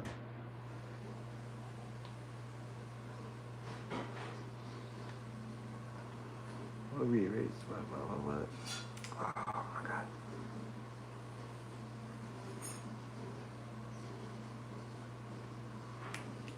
It's going to be a refs game later on. You think it's going to come down to bad calls? I like that take. I like that.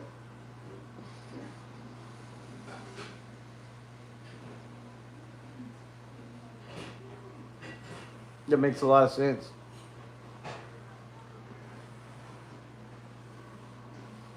Just very well could come down to bad calls. The refs haven't been calling. There's been no flags in this game, though, right?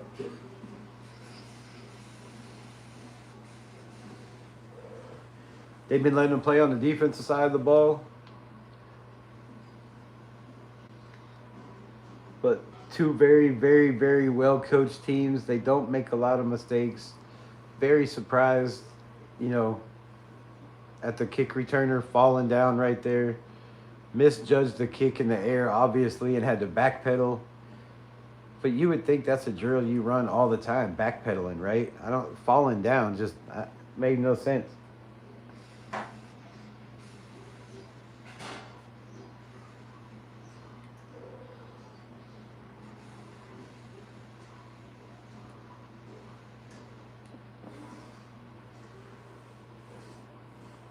I mean, for me, as a coach,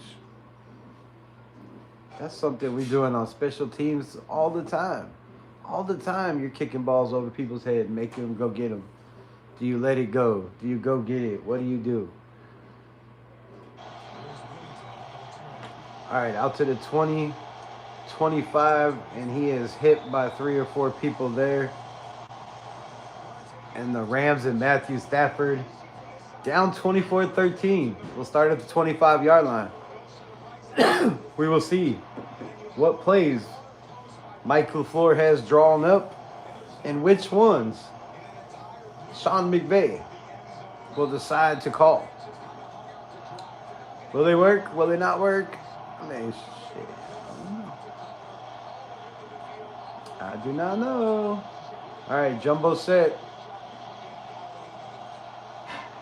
Dante up top. They send everybody out of the jumbo set and pass wide open, caught by the tight end. The former Seahawk. The big man. Woo. Parkinson is as big as hell, but he could catch, but he just slow on how that dude didn't catch up to the route. Oh, he just couldn't jump high enough. Great throw. Oh, a little fight.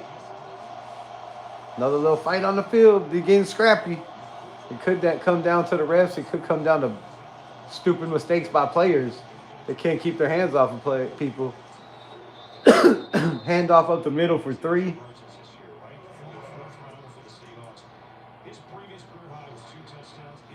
Rams need to score here, and I feel like it's got to be a touchdown. Anything less than a touchdown will be uncivilized and will be a problem. Great catch by Parkinson. What a catch by the big man. Get your hands out. Get the triangle up. 43 catches, 408 yards. Not bad, not bad.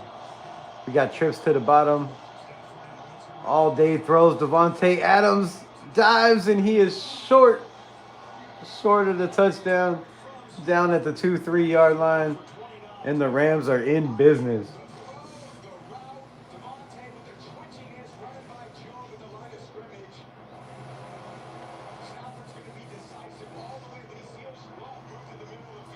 And Devontae Adams showing he still got them wheels, bro. Still showing he got them wheels. Makes a move at the line. Outruns the youngster. Makes him look silly standing there. And Matthew Stafford puts the ball on the money. 2 receivers set to the bottom. Thrown. Devontae Adams. Touchdown Rams. And just like that, the Mike LeFleur playbook called by Sean McVay brings them right back. And I can't wait to see a Raiders offense that looks something like this one or Seattle's. And I hope to God it is not Davis Webb, a team that did not do very well, right? Passing game coordinator, they played okay. But these guys are special. Mike LeFleur has been doing this way longer than Davis Webb. That is my guy. That has been my guy. I'm standing on it. I wouldn't be mad at Kubiak, but I like Mike LeFleur, man. Pressure's on.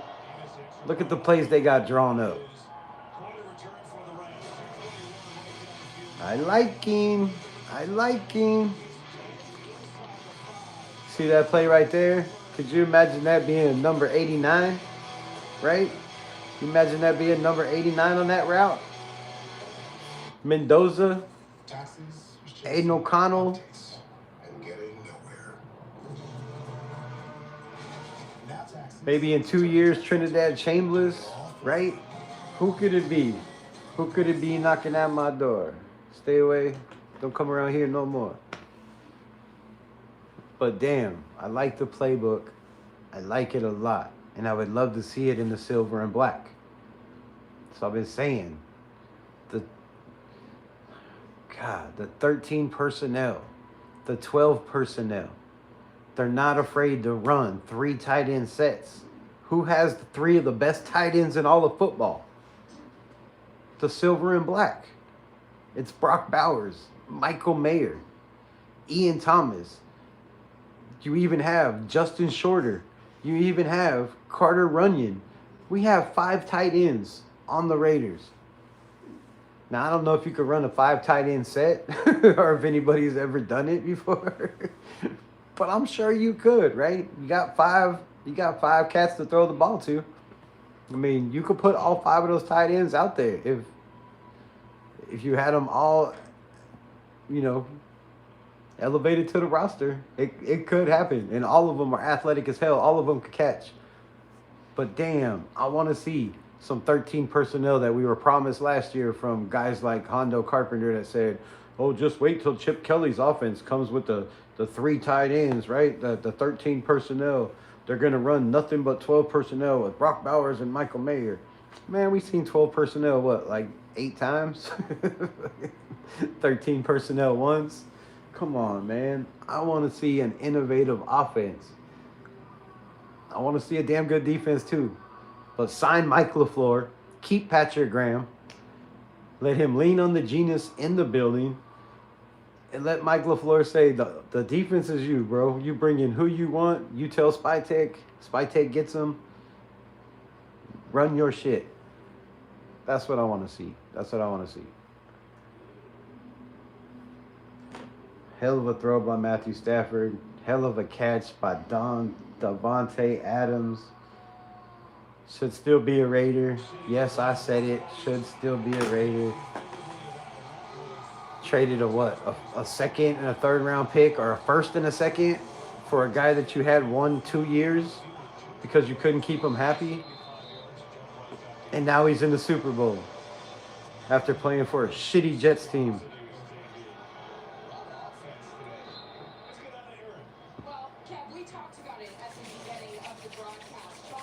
Sometimes the sacrifice is worth it, right? Sometimes the sacrifice is just worth it. The plays won't work without talent. That's facts. That's 100% facts. You're saying we don't have any talent? Did you wrestle? I wrestled for 1 year. They told me I was too aggressive. And that was probably not the sport for me, is what my coach said.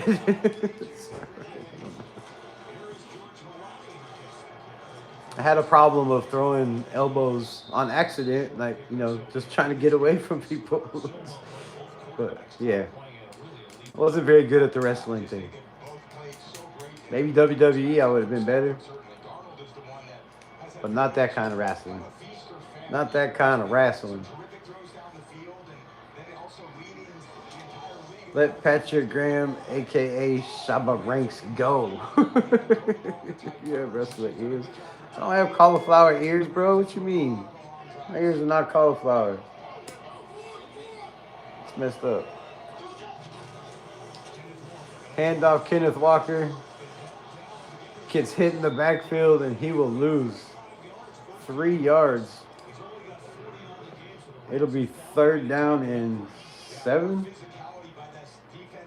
Where are we at? 3rd down and 9. Oh, shit. He lost 5 yards on the play. 3rd down and 9. And so far, the adjustments in the second half seem to be advantage experienced head coach. Trips to the top. Sam Darnold all day. Takes the check down receiver. Cooper Kupp. 1st down, Seattle.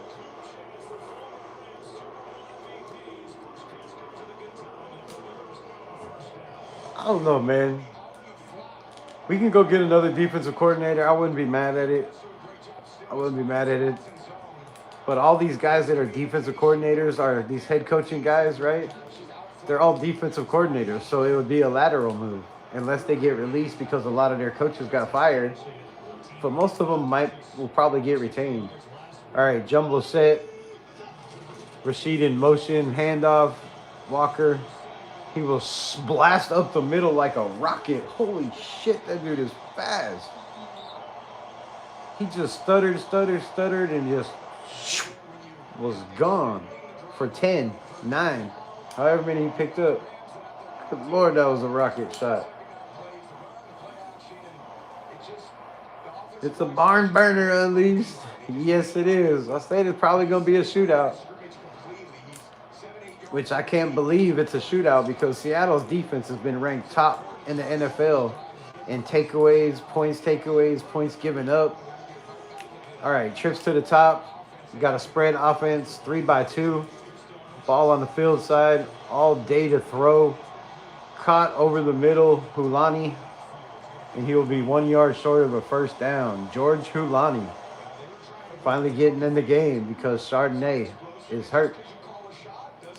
And I forgot they had him. I thought Seattle's run game was going to struggle. I apologize. I forgot all about George Hulani because the kid is a dog. Again, could play safety, could play, play out of the backfield at running back. Could probably play fullback with his size. All right, you got 2 in the backfield. Now they push him outside. It's going to be a quick pass to Jackson Smith. He makes a man miss and picks up 15 on 3rd and 1, 2nd and 1. Golly, that speed. The speed. That's how we should be using Trey Tucker all day, every day. Little block screen. K9 is so tough. Yes, Walker is a dog, man. Walker reminds me of Josh Jacobs. Ever since he was at Michigan State. I think he's a little bit shorter and compact than Jacobs. A little bit better low center gravity running wise. And a little better vision also than Josh Jacobs. He's definitely not as powerful, I don't think, as Josh. But yeah, the same style, man. They got that toughness. They'll smash the ball through the hole. They can make you miss. And then if they get a step on you, shit, good luck catching them. All right, 5 minutes left in the third. It is 2nd and 3, 24-20 Seattle in the lead. And they are inside the red zone, ball on the 13-yard line. You got Cooper Kupp. And I don't know who that was to the top. Oh, Bobo again. Number 19 is Bobo. Incomplete, could not hold on. Thrown behind him by Matthew Stafford. Bring up 3rd and 3.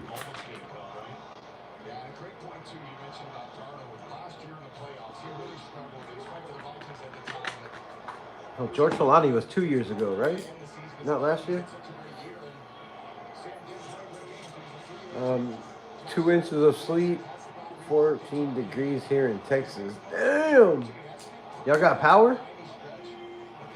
Stay warm, man. I hope everything's good. Trips to the bottom.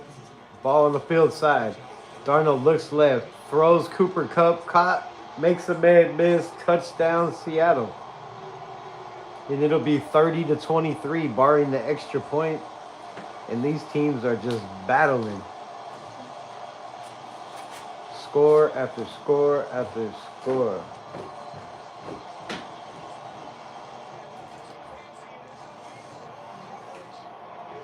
Dallas needs to draft linebacker and secondary this year. What's good, my brother George? George Cool Boy in the building. Yeah, man. Shit, just like the Raiders. Linebacker and secondary. And I hear you too. The Dallas Cowboys, they had a chance last year and the year before to get 2 great linebackers twice in the draft. Both rounds, and they passed on them. I don't know what's going on with their scouting over there in Dallas, but man, 31-20. There's nothing like Seattle up by 11. the largest global hotel program. And they just keep throwing power punches. Complimentary breakfast starts your day. And you have more time to play every night. Nothing like never having to rush home thanks to Klint Kubiak. With exceptional travel benefits worldwide, there's nothing. Like the champ did last night. For $11 million. Isn't that what you guys call walk-away money? He's in and out in seconds. There's no DNA. He's not working alone.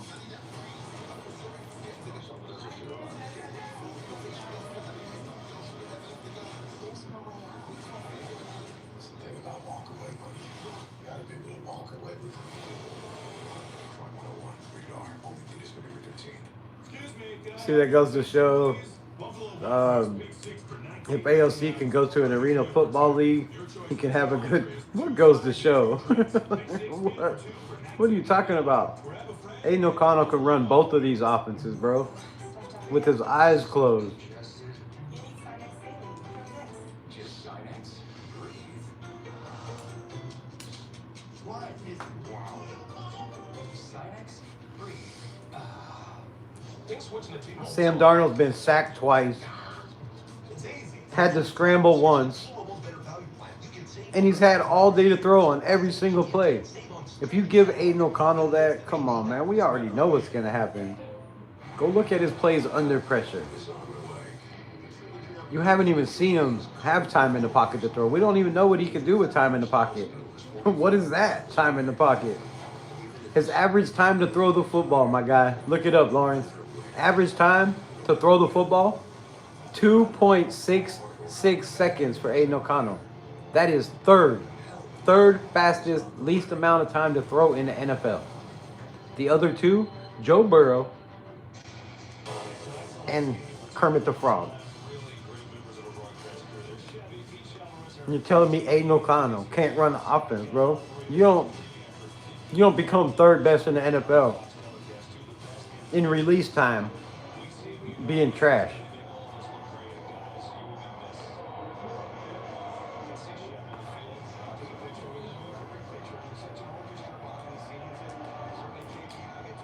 Nine plays, 65-yard drive. Ouch. I'm talking the Raiders in the night game tonight. You're taking the Raiders in the night game? Well, you're probably going to lose. Because wherever you're picking the Raiders at, they are not involved. They are not involved. And that's, unless it has to do with them fishing, or you're taking the Raiders in a Max Crosby trade.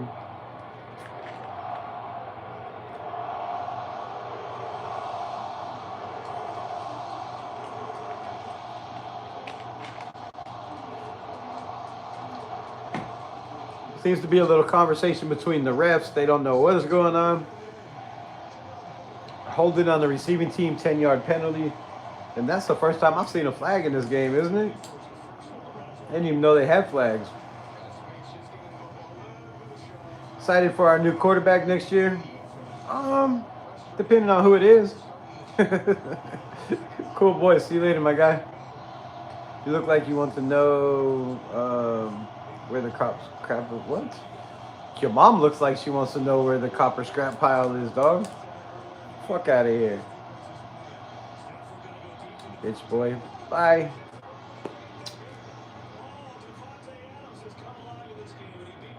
Devontae Adams.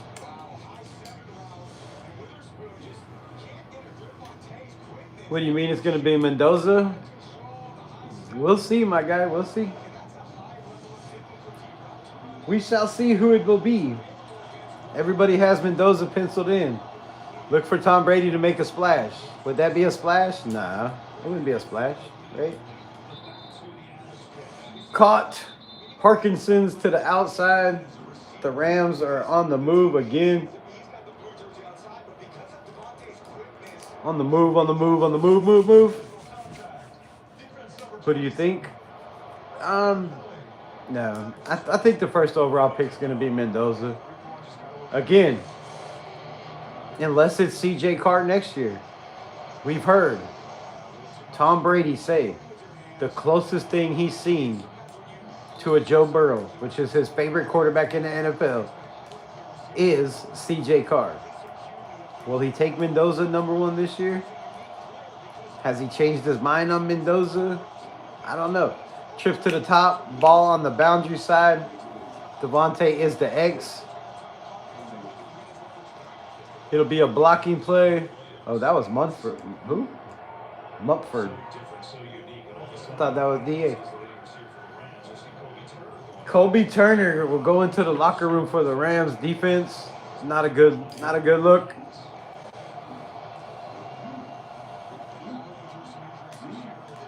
I don't know. I have no idea what Tom Brady's going to do. It looks like, yes, it's going to be Mendoza. You know, if you could trade back because somebody else wants him more, let him have him. Pump fake, flag down, breaks a tackle, breaks another tackle. There's a whole lot of shit going on that play. Pressure from all sides. Stafford steps up in the pocket, breaks a tackle, throws to a guy who breaks a tackle, who breaks another tackle, but none of it matters because there's a flag on the play.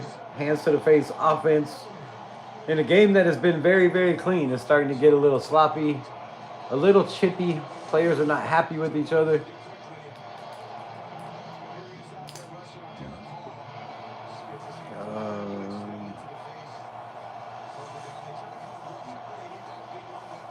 Who do I think I want to see as the head coach? I like Mike LeFleur, man. I really like Mike LeFleur. Is he a guy that can come in and call plays? I don't know, but you can get an OC that can, right? I think he can run the team. I'm not mad with Kubiak. I'm not mad with Mike McDaniel, although that would be like my fourth choice. I wouldn't be mad with Brian Daboll.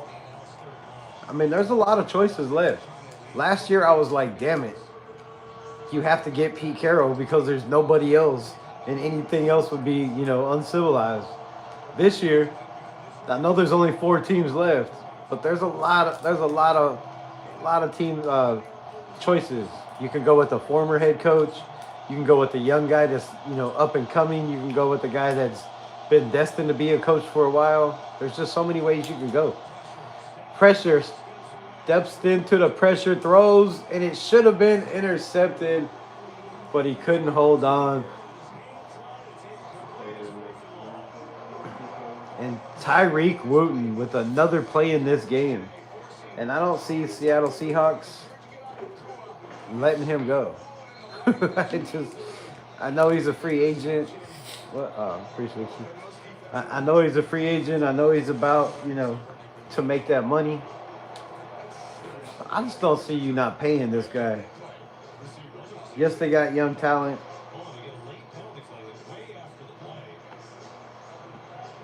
Assuming this play was over, so what could this possibly be here? I think this is going to be unsportsmanlike on Seattle after the play. Happened After the play was over, unsportsmanlike conduct, taunting Seattle number 27. 15-yard penalty for the dead ball spot. It's an automatic first down. This is number 27's first unsportsmanlike for disqualification. That was 4th and 12. He's getting at the Rams bench team. Exactly right. He's going at the Rams bench. That's directed at an opponent. That's a big penalty because going 4th down. And Tyreek Wooten with a stupid ass play. What a dumb ass play, bro. You made a great play. And you just cost your team a huge first down. Deep downfield, caught, touchdown, Puka Nacua. And that's how you make them pay for stupidity. Matthew Stafford and the Rams, Puka Nacua. Oh my God, what a throw. Holy shit, what a throw. And that's what happens when you're a cocky ass dude and you can't stop your pride from overrunning your mouth. You got to go to the sideline of the team and do some shit that is totally unnecessary. And as a coach, you got to be pissed pissed. Pissed that you just about to get the ball back. And now, and now, you're going to get it back after a 7-yard point swing.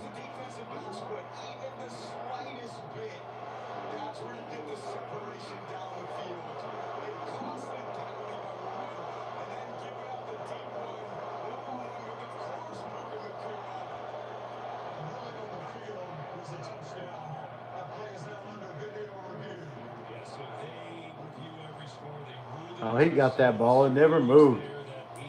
Got that shit locked in tight. What a catch by Puka Nacua. Talk about the back shoulder throw. Wow. Wow. And just like that, it's a damn 3-point ball game again.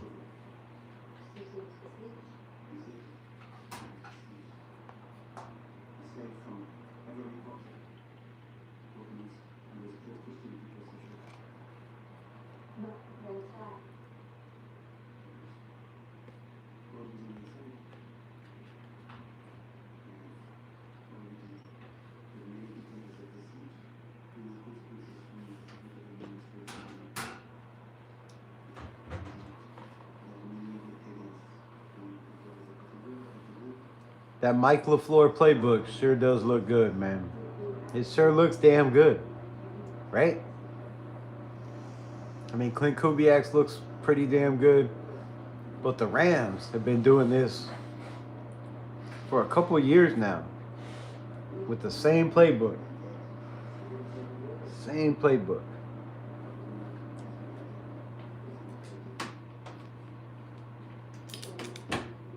NFC Championship game last year, weren't they? He's throwing the ball like the Raiders. I mean, is he making a statement? Is he making a statement? Hey, look at me. I'm Mike LeFleur. I don't call the plays, but I know for sure that if I get Fernando, I'm going to score touchdowns. In the whole damn world, gonna try to clown.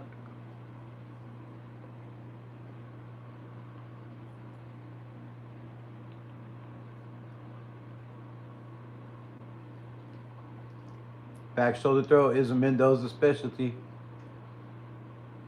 See, we don't have wide receivers like Puka or Jackson Smith. I disagree. I disagree 100%. Jack Best, every time they've thrown him the ball, yes, it's been short yardage, but throw him the ball deep. Throw him the ball deep one time and see how he catches the ball. Brock Bowers makes catches like this every time they throw the ball because he's caught it from shitty-ass quarterbacks like Gardner Minshew and Geno Smith. So I disagree 100%. Brock Bowers will make those catches all day long. All day long. Do we have a Puka and a Jackson Smith? No. But do we have guys that can make those catches? Absolutely. 100%.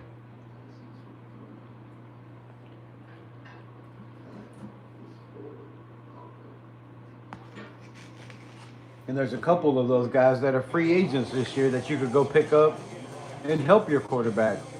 Or you could go out there and draft Elijah Surratt. Or you can go out there and draft Omar Cooper. And give Fernando Mendoza something to throw the ball to.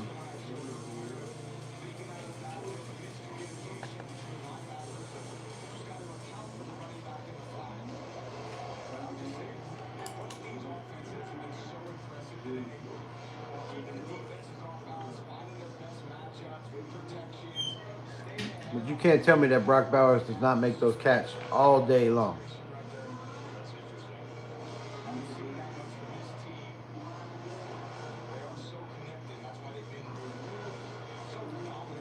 And Seattle is falling apart.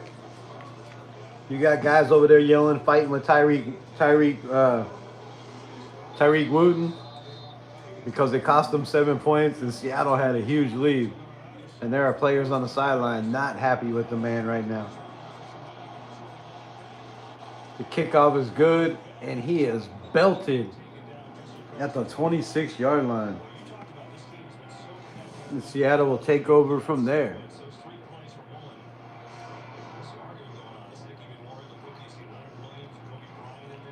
Nicky Manwari, Kobe Bryant, they all fighting, talking shit. All of these team environments, and that's why we're never going to be replaced as robots, as NFL players, because it's too dramatic.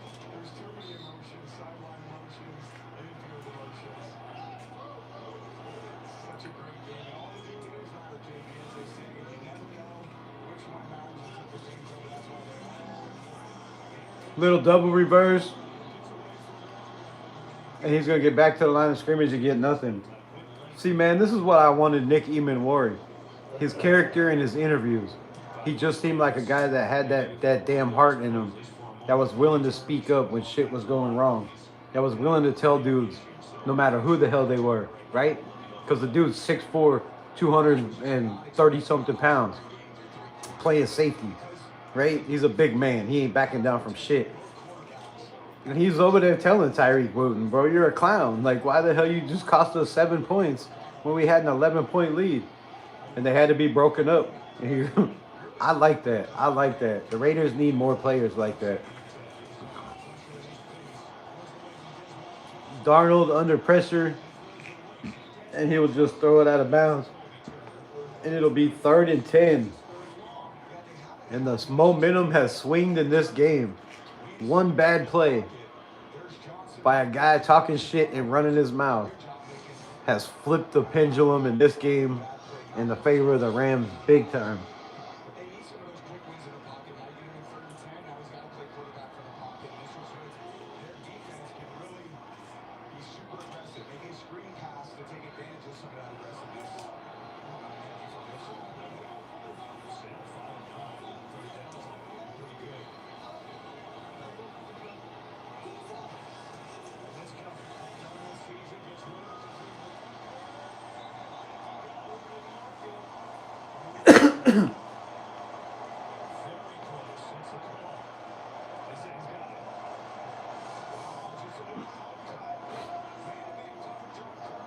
Yes, you do. And I'm not, bro. I'm not. Do you watch tape at all, Lawrence? Do you have the all-22? Go watch Jack Best run routes. Go look at his separation. Go look at his yards of separation. And tell me this dude is not a baller. Man, I know fucking football. I've known football my whole life. I play the shit. I watch the shit. I've coached the shit. I know ball and I know players. And Jack Best is a dog. The dude catches everything you throw at him. He's not the fastest. He don't have to be. But he's big, he's strong, and he's physical. Same thing Puka Nacua is. Puka Nacua is not the fastest dude on the field. He didn't run no 4.3 40 and blow anybody at the combine. But he has heart. He has heart. He will not let people beat him. He will not be tackled. And Jack Best, I seen that all year long when they threw him the ball. Look at how many targets he had and how many drops he had. And then go back and watch those plays and look and be like, okay, he missed 2 passes. 2 passes. One was deflected in his hands, and the other one, he turned and the ball hit his hands and dropped. The other ones, like the other 3 he dropped out of all the balls he caught, were not catchable. This dude caught everything he threw on him, and he made great catches where Geno Smith's throwing it over his head, behind him. I'm telling you, just because we didn't see him out there, watch Jack Best, dude. Watch this kid. Go watch him run routes. Look at the separation. He's fooling guys with his deceptive speed and route running.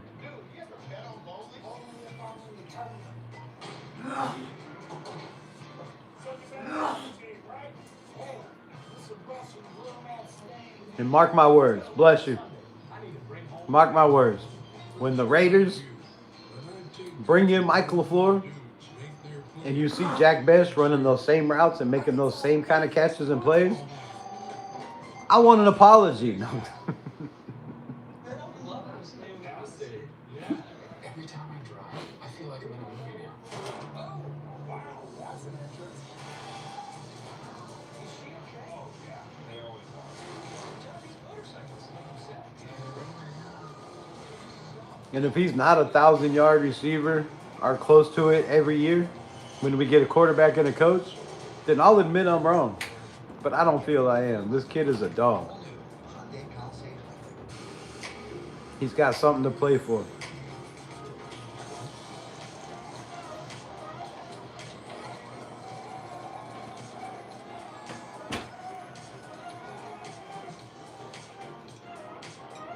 And the more opportunity he gets, the more he's going to show it. Especially if you have a quarterback that's damn good on the back shoulder throws and the timing routes. Jack Bech could be his best friend. Electric provider of the Arkansas Razorbacks.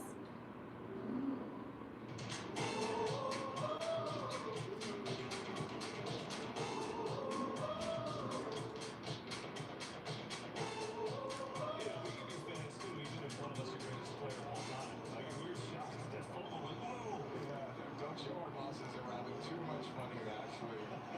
This is the Luke Conklin, Shank Sanger. We have a blast. All right, 2nd and 5. Ball on the 43-yard line. Got a jumbo set. 2 tight ends. And Sam Darnold's going to pick up the first down and show his speed and pick up another 7 afterwards. Look at Sam Darnold turning on the AOC wheels.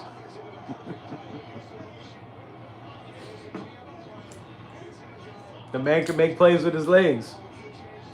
I know football. I'm 8 years older than you, and I was playing Pop Warner football before you were growing. I didn't call Beck a bum, but he's not the same stratosphere with Puka. That's what they said about Puka Nacua, though. Did they not? Did you see anybody when Puka Nacua saying this dude was a first-round pick, that he was going to come out and be the leader in the NFL in yards and catches and touchdowns? No. No, nobody thought Puka was. Matter of fact, where was he drafted? Where's my other phone? The dude's a hard worker. He's athletic. He's strong as hell. Physical is why he catches all those. Sam Darnold sacked, huge loss. Good Lord. So yeah, I know, but come on, man. This dude has all the talent in the world. He wasn't the biggest name in college, but he showed up when it mattered. He showed up in the Senior Bowl. He showed up in games where we needed him.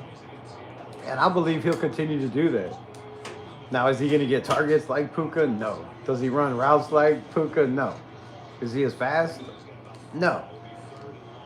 But I'm saying heart-wise and catching everything you throw him. He's going to be a guy just like Jacoby Myers. There's a reason why they were willing to move off of Jacoby Myers. Because you got a Jack Bech that, if you look at his history, even back at LSU, the dude catches. Like, he can catch. He makes contested catches. His route running has gotten better and better and better. And with the right guys in the building, like a Mike LeFleur, they're going to take full advantage of Jack Bech. In the slot, on the outside, all over. Oh, Jared Verse was 2 miles offsides. Offsides. It's true, man. The evil is F. What?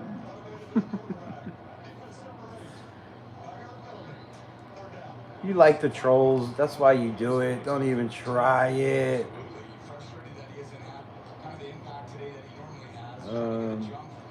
Yeah, she deals with crazy hate.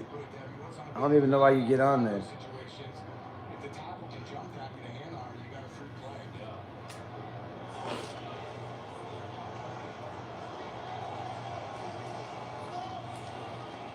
All right, trips to the bottom. Ball on the boundary side. Man in motion. Cooper Kupp's going to make it 2-by-2. Empty backfield. Pressure, throws, caught, broken up, hit as soon as the ball touches his hands. Kevin Durant with a huge smack. Coming in, jarring the ball away, getting a hand on it, getting his shoulder into it.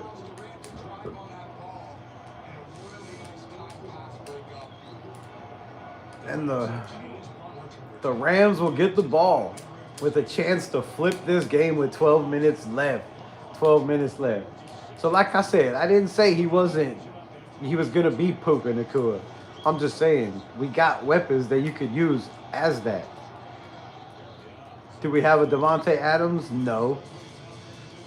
But even if you go the other way and say Brock Bowers is Puka Nacua, then you still got Jack Besh. Hello? Whoa. Mama Brooklyn 85 lives here? Yep. And sneaky Trey Tucker, which I don't know if he makes it to the next regime or not. If it was me, I'm probably, you know, maybe one more year because it's his contract year, I think. But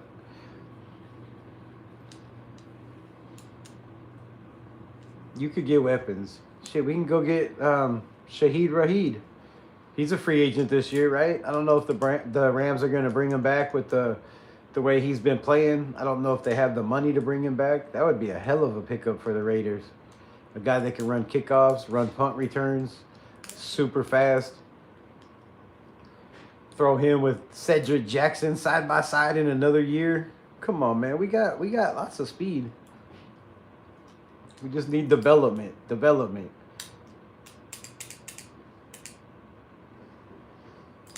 Which I know also they have Devontae Adams, which gets a lot of double teams still. And that's going to leave Puka a lot of times one-on-one, wide open. But, man, we got Brock Bowers. You know what I'm saying? And he's going to get doubled a lot. And that's going to leave Jack Besh to eat.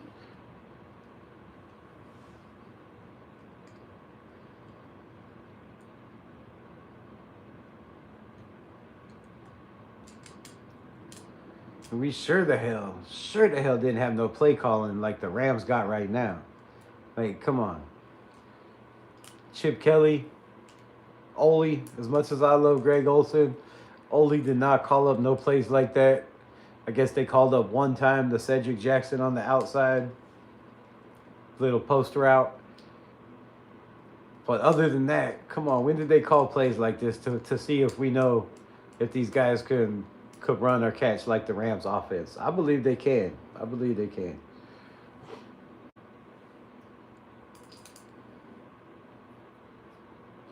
Let's go Rams. Let's go Rams. Shout out for the $2 smackaroo. Smack it to the roo.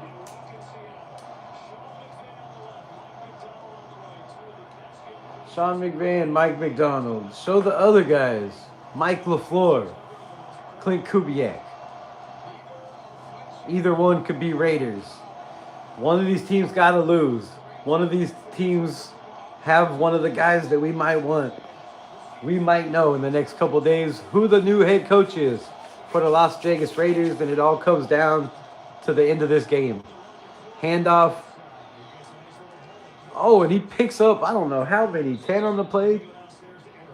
First down Rams. Blake Corum is running his ass off, bro. Where did he come from all of a sudden? A lot of guys hated on this young man coming out of college. Wasn't it Michigan? Where is he from? Doesn't get a lot of play time because you got Kyren Williams. But Corum has done a damn good job today.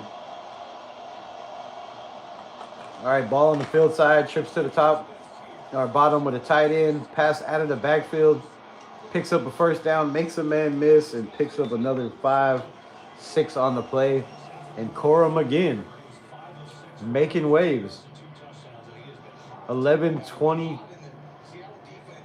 left in the fourth quarter. 31-27, in case anybody doesn't know. Now you know. And if you don't know, you have to pay taxes on Super Chats. Michigan. You have to pay taxes on everything. Shit, on Super Chats, YouTube takes 30%. Yeah. They get most of it. They get most of it. I need to start streaming back on the computer so I can have my little Cash App thing up there. It's a lot better. $2 here, $2 there adds up on Cash App. on YouTube. Takes a little bit. And yeah, I get text on everything at the end of the year.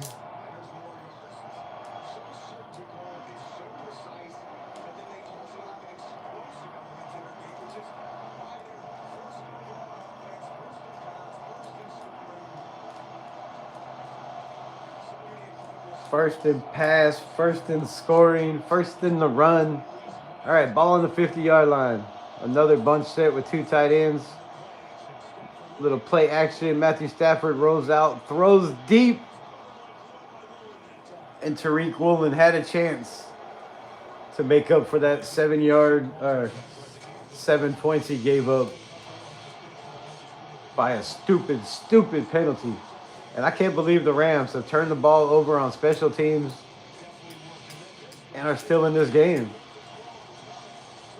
I thought whoever created a turnover was going to be done. But these teams are just so good, it doesn't matter.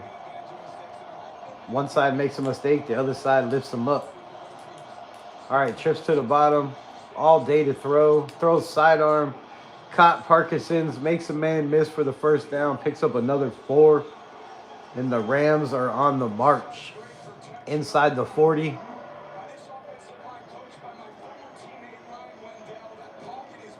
Nice play by Matthew Stafford.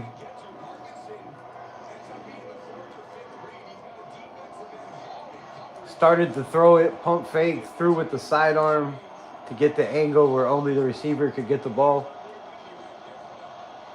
All right, we got trips to the top, ball on the field side. Stafford all day again. Hits Blake Corum out of the backfield for 2.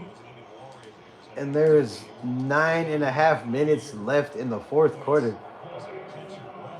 Rams down by 4 on the march.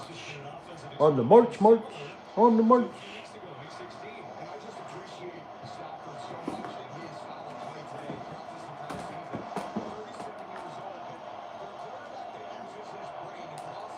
Matthew Stafford, 8 of 15, 125, and a touchdown in the first half. 9 of 11, 186 yards in the second half. Can Fernando Mendoza do that if he has to? I don't know. I really don't know. Quick pass to Corum. Picks up a couple. This turned to a Madden video game now. I'm talking about starting a channel, thinking about starting a channel before I need to get shiesty mask. What? Want people to be able to see my face. Why not? Who you hiding from? You wanted? Are you wanted? Start a channel, man. Do it. You know football? Quick pass. Oh, and it's dropped by Parkinson's. He has Parkinson's disease. All of a sudden, he gets the shakes. Can't hold on to the ball. And the Rams are going to go for it on 3rd and 1. On 4th and 1. Great play call. Great play call in the playbook by Mike LeFleur. Way to bring it out by Sean McVay. And damn Sam misses on the damn easy pass to the tight end. Just can't pull it in. 4th and 1.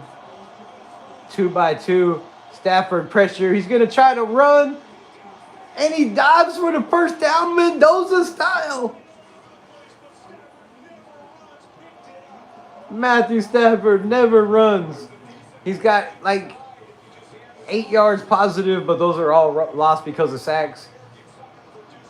And he scrambles for 2, showing that even Aiden O'Connell style players could make big plays in big situations as long as they got an arm and a brain. And Matthew Stafford, stumbling, rumbling, falling for a first down, keeps his team alive. 7.5 minutes. Ball on the 24-yard line. Handoff, Corum makes a man miss, and he will lose a yard. Flag on the play. Nick Emanwari in the backfield read that shit like an old book that he's seen way too many times. Way too many times. You broke the damn wheel. Just chill, dude. Just chill, dude. How are the Pats gonna beat the winner of this game? No way. Facts, facts. That's a hot take right there. Let's talk about it. How are they? How are they? I don't see the Patriots. I see their defense slowing down, maybe a little bit, but I don't see them stopping them. And their offense has not been able to produce at a high level. Clearly offsides on the defense. Damn. It's going to give the Rams another play. 1st and 5. Seattle making mistakes at the end that's going to cost them. Little play action. Pump fake. Stafford's going to run again. Dishes it out to Coop on the side. And Puka Nacua picks up the first down. Way to stay in the backfield. Way to stay in the backfield. Never ran a route. He knew the play was going to the other side of the field. It ends up coming back to him, Puka Nacua. Matthew Stafford started to run and seen Puka was like, here, shit, you take it. I ain't trying to get hit. Nice little play. Picks up 6 and a first down. Rams in business at the 12-yard line. 6:30 left in the game. Stafford throws over the middle. Caught. Puka Nacua down to the 7-yard line. And that's what I mean by Jack Besh. I think Jack Besh could do that all day long. Those quick passes, those slant routes, the tough contested catches with his long-ass wingspan. That's what I'm saying. I feel like he could do that all day. And maybe, in a year or two, run those routes like that, possibly. But you got to utilize your players to the best of their abilities and their strengths. And the Rams do that. So does Seattle. All right, jumbo set, handoff up the middle, makes a man miss with a stutter step, but he will be smacked at the line of scrimmage. And Williams picks up nothing. 3rd down. We will be down to somewhere close to 5 minutes left in the ball game. Rams down by 4 by the time they snap this ball. Total offense, total yards in the second half. The Rams have 231 yards, 111 for Seattle. Rams defense has turned it up, but the offense has been on the field a lot more. Long, methodical, slow drives. Stafford looking, doesn't know what he wants to do. Throws, and it's broken up by Witherspoon. There's my guy, Witherspoon. I ain't seen him all day. I was wondering if he was even out there. 2-1.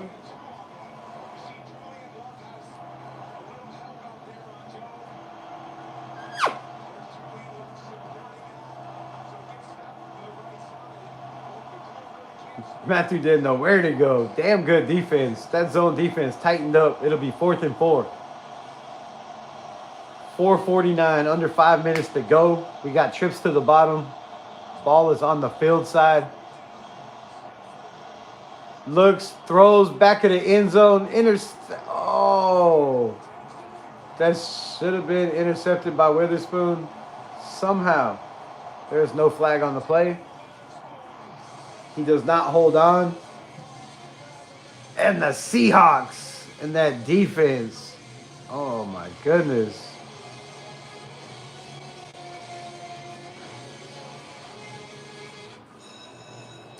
And Sean McVay is very, very angry at himself. And I hope it's because Mike LeFleur was telling him to call the other play.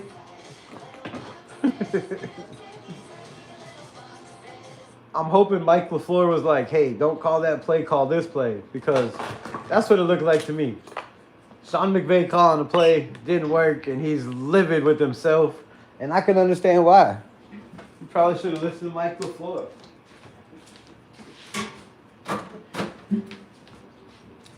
I'm just making shit up. I don't know. But with that angriness, right?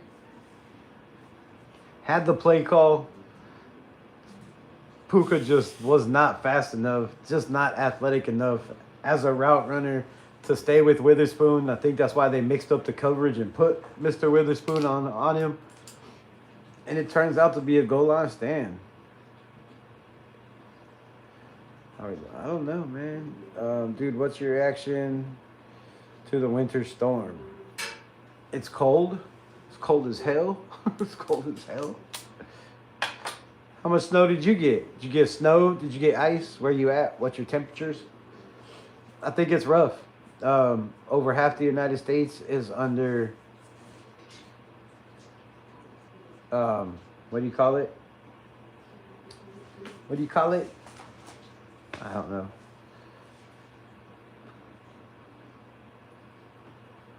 Emergency advisory or whatever the hell. Yeah. So, I mean, not good. Not good. Rams lost. What? Don't say that. The game's still going, bro. Still got a whole 4 or 5 minutes left. We got time. We got time. We got time. Grim, where you been? Where you been, Grim? You disappear when they start doing bad, and then you come back when they get a goal line stand? What's up with that? Am I dabbing? No, I'm not dabbing.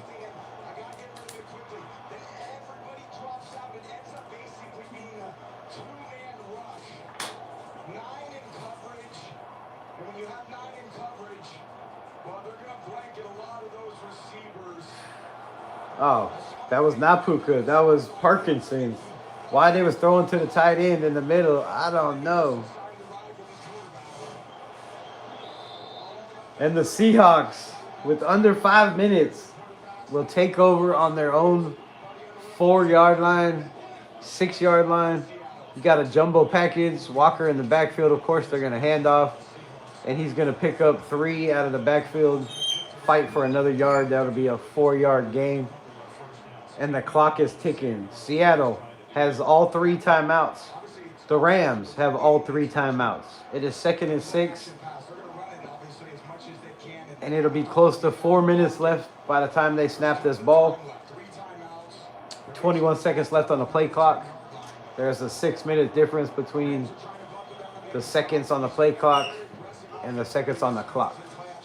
Little play action. Sam Darnold looks, throws out of the backfield.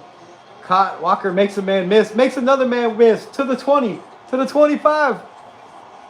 And he will be down there.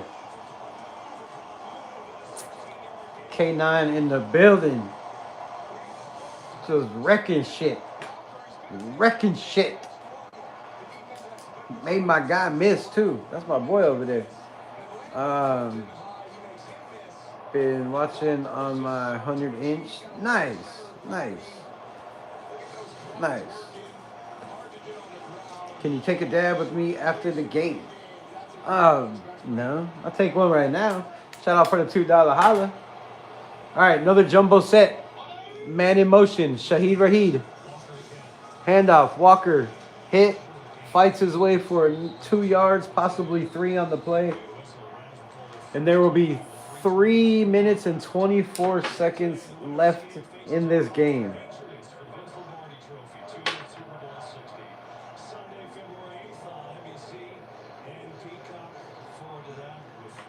Our buddies, and for the first time since you left, the Patriots are back in the Super Bowl. How about that? 4-minute game. 3:26 left.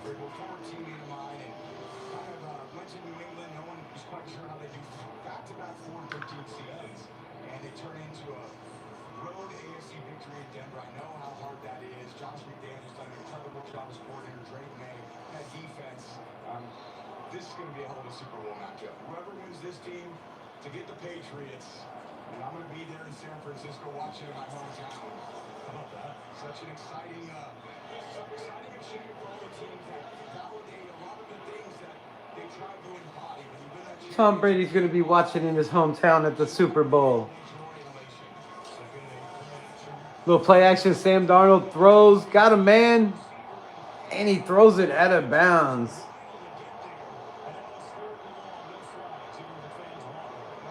Shaheed Rahid could not hold on to the ball. Could not get his hands on it. Had his man beat. Sam Darnold got a little carried away. Got a little carried away. Too much to the sideline. Damn, it looked like the ball almost hit. Oh, it hit him in his head.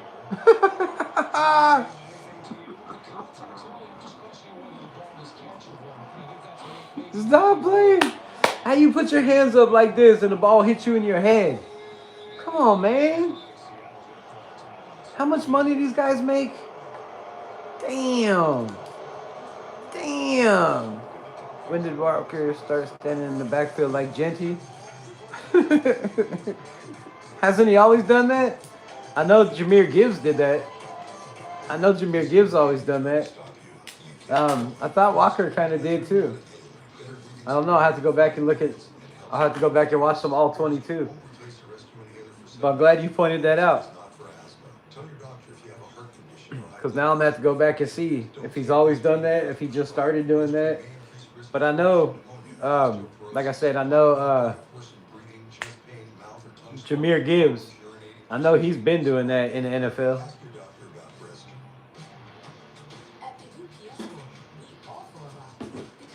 Bow, bow, bow. That's funny as hell, though. Trying to be like Ashton Genty.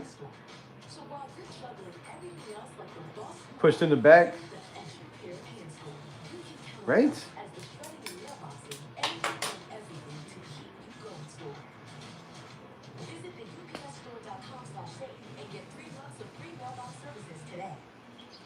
Not much longer now, and I will also take to the skies. Me too. You? No, you will always be a worm. Just wait and see. Aren't you allowed, when the ball's already in the air, though, to push him in the back on that play out of bounds? So I said to beat them forever? You're allowed to nudge him out of bounds, right? As long as it's not a blatant shove.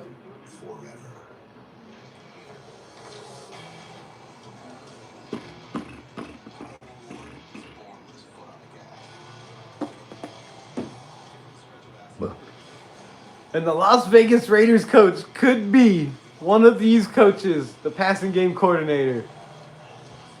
Nate Shieldhouse, my guy, Mike LeFleur, Klint Kubiak, all these guys have called damn good games. Both sides of the ball, offense has been clicking. One of the best playoff games we've seen so far. That was a shove, 2 hands. Cheating bastards. Cheating bastards. Kind of like the fight last night. You see, how you say that dude's last name? Juchek or whatever the hell. See that dude get his eyeball like raked him with the thumbnail and shit. Twice. Once wasn't called. That shit was nasty. It's only cheating if you get caught though.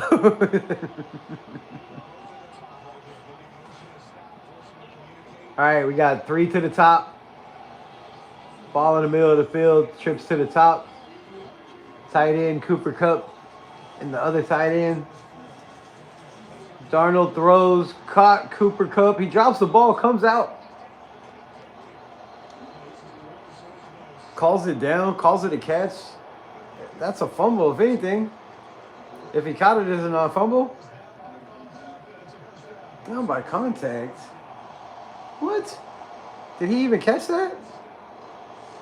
Did he catch that?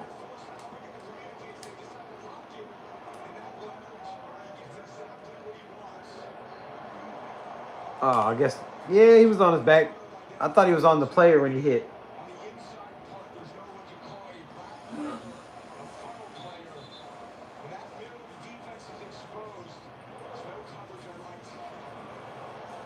Got him with the funnel move. Got him with the funnel.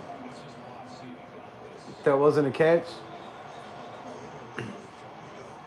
That's what I'm thinking. That's what I'm saying.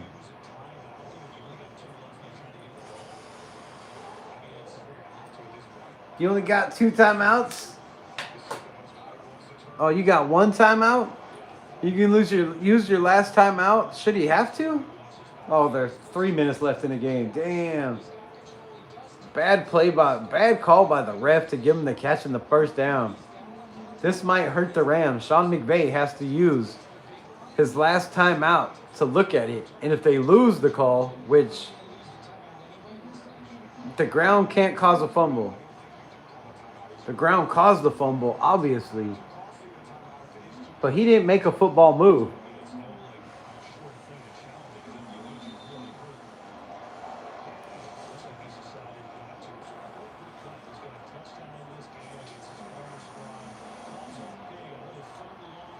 So he decides not to challenge it.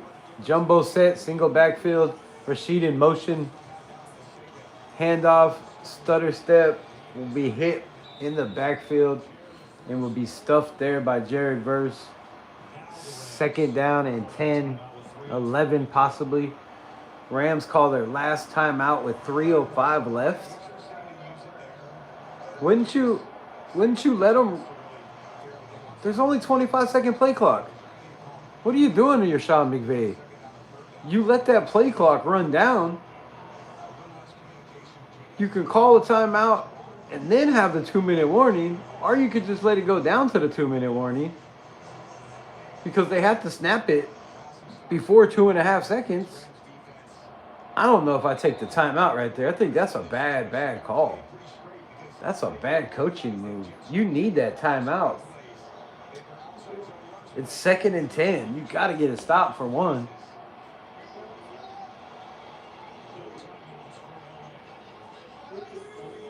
Shaheed in motion.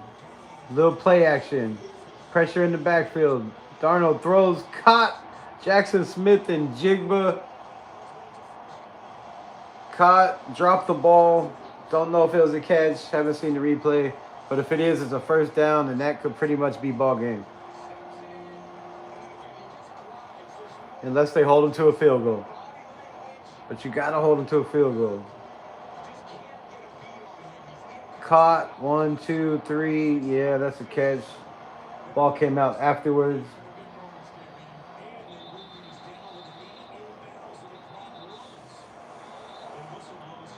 What?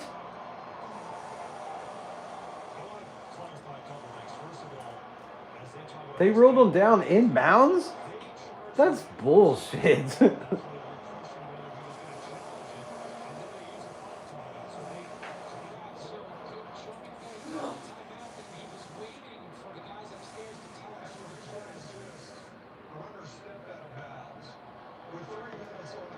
I was gonna say, how are you running the clock, bro? You just lost them 3 minutes right here. They're like, damn. And this is a hard play. This is when you find out what teams are made of, what coaches are made of. If the players take the identity of your coaches, you find all that out in these moments right now in the NFL. Can you make the right call? Can you get a stop? Can you get off the field? It's a first down. You have no timeouts. You're going to have to make a huge play. Somebody's got to make a play if you're the Rams. 50 yards to go. 3 minutes. Handoff. Hitting the backfield. He's going to pick up 2. And the clock will tick. They will have to snap the ball at 2 minutes and 10 seconds. So that'll negate the 2-minute warning, right? It'll stop inside 2 minutes. 2 timeouts for Seattle. Up by 4.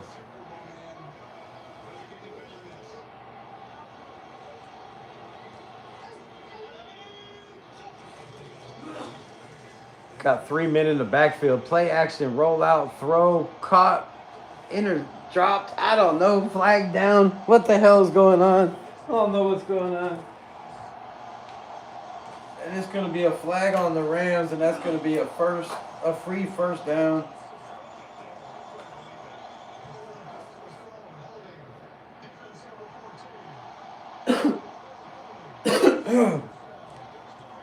Holding defense. Damn.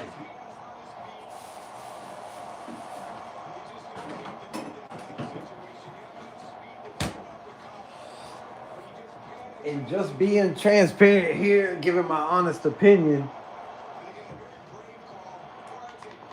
there's been some bad calls by Sean McVay, the guru, that everybody says, right, is one of the greatest coaches out there, greatest young coaches. There's been some play calls that have been questionable.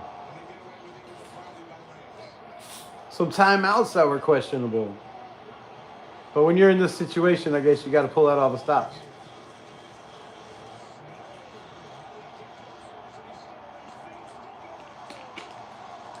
And Fred Walker just making people miss, dragging the pile. The offensive line gets up there, pushes it for another, and it'll be 2-minute warning. 2nd and 4. Spinning out of place, showing his strength. Damn, Fred Walker is strong as hell. Reminds me of Ashton Genty.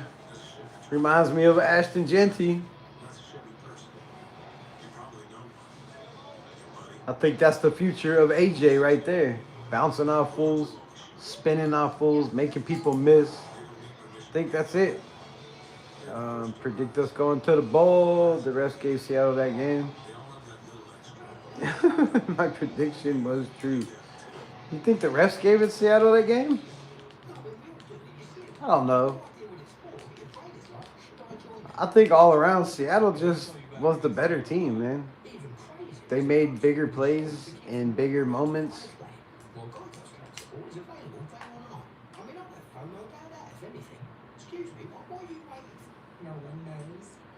Their defense. Did I mention their defense? Good Lord, their defense. Seattle's defense, like I've been saying all year long. The Legion of Boom is back. The Legion of Doom is back. With a whole new coach and a whole new style. But that shit is back. And yes, they gave up 20 points. But on the other side, nobody's held this Rams team under 20 points all year, I don't believe. To the flag that found its way into everything, from just one spot to America's number one spot for wings. This isn't just a meal, it's a ride. Wingstop is here. The pace of today's economy can leave business owners feeling overwhelmed and outdone. Outdone. Not with the most powerful. I was not rooting for no 49ers. Don't you ever say that. But I was rooting for the Rams. I'm still rooting for the Rams. And trusted experts. You never know. One of these handoff can learn to a big hit, big turnover, big fumble. You never know, bro. You never know. Seattle definitely is the better team right now. They're definitely showing their colors, showing their strengths, their dominance, their superiority.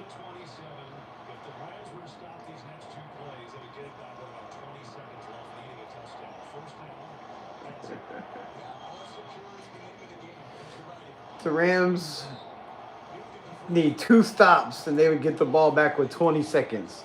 Like I said, this game is pretty much cooked.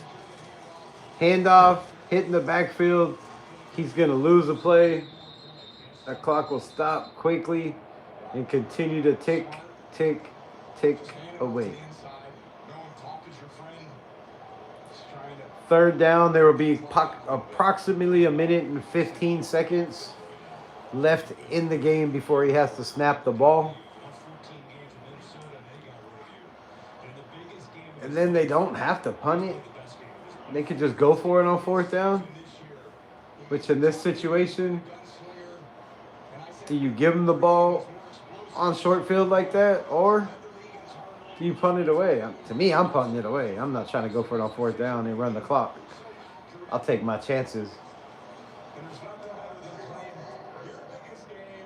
Seattle and the Patriots. The Las Vegas Raiders are free to hire Mike LeFleur. Chris Shula or Nate Schilhaus, if they so do desire, they can pull the trigger.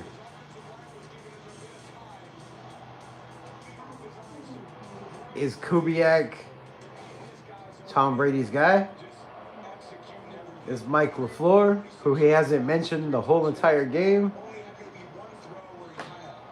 who, like I said, I believe is a perfect fit for the Cardinals. He knows the division.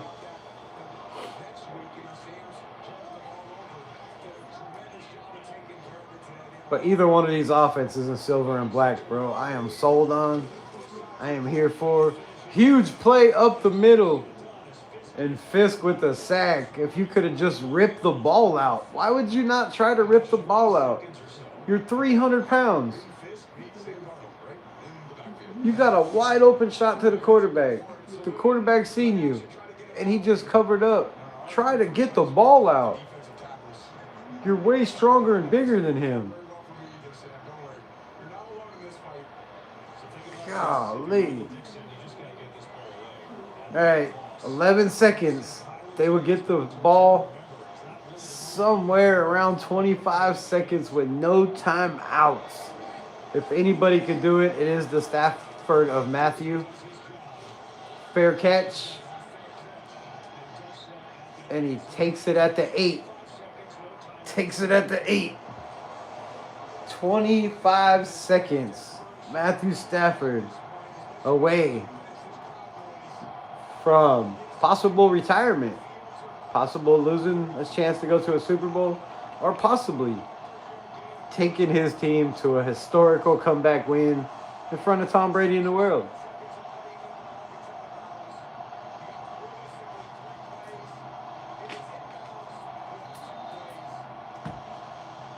I don't know how you could possibly do this with the prevent defense they're going to be in. Yeah, they're definitely in a prevent. Quick pass, caught over the middle. Hurry up to the line. 19, 18, 17, 16, 15, 14, 13, 12, 11, and he will slack the ball. There is 10 seconds left. Ball on the 30-yard line. And that play took way too long to go over the middle of the field. Horrible call. Did not throw the guy on the run. Did not throw the receiver open. Made him stop, come back for the ball. By the time everybody got up there, you wasted 15 seconds. It's like it all comes down to this. Unless they try to go maybe a slant 10, 15 yards upfield, that's going to take like 7 seconds, 6 seconds.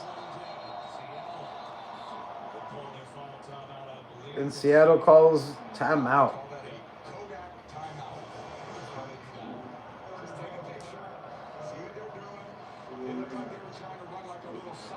The Kodak timeout.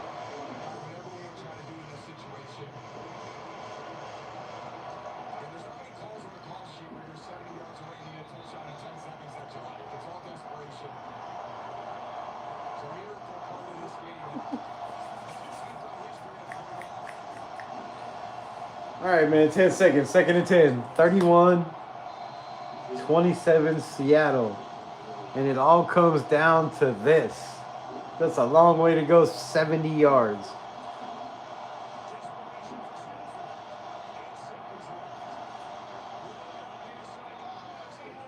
Throws caught. Puka Nacua. What? Why are they running the clock? What do you mean? What do you mean? Nah, y'all need to get people off the field, bro. He's not down until he's touched. So he went down, he slid out of bounds.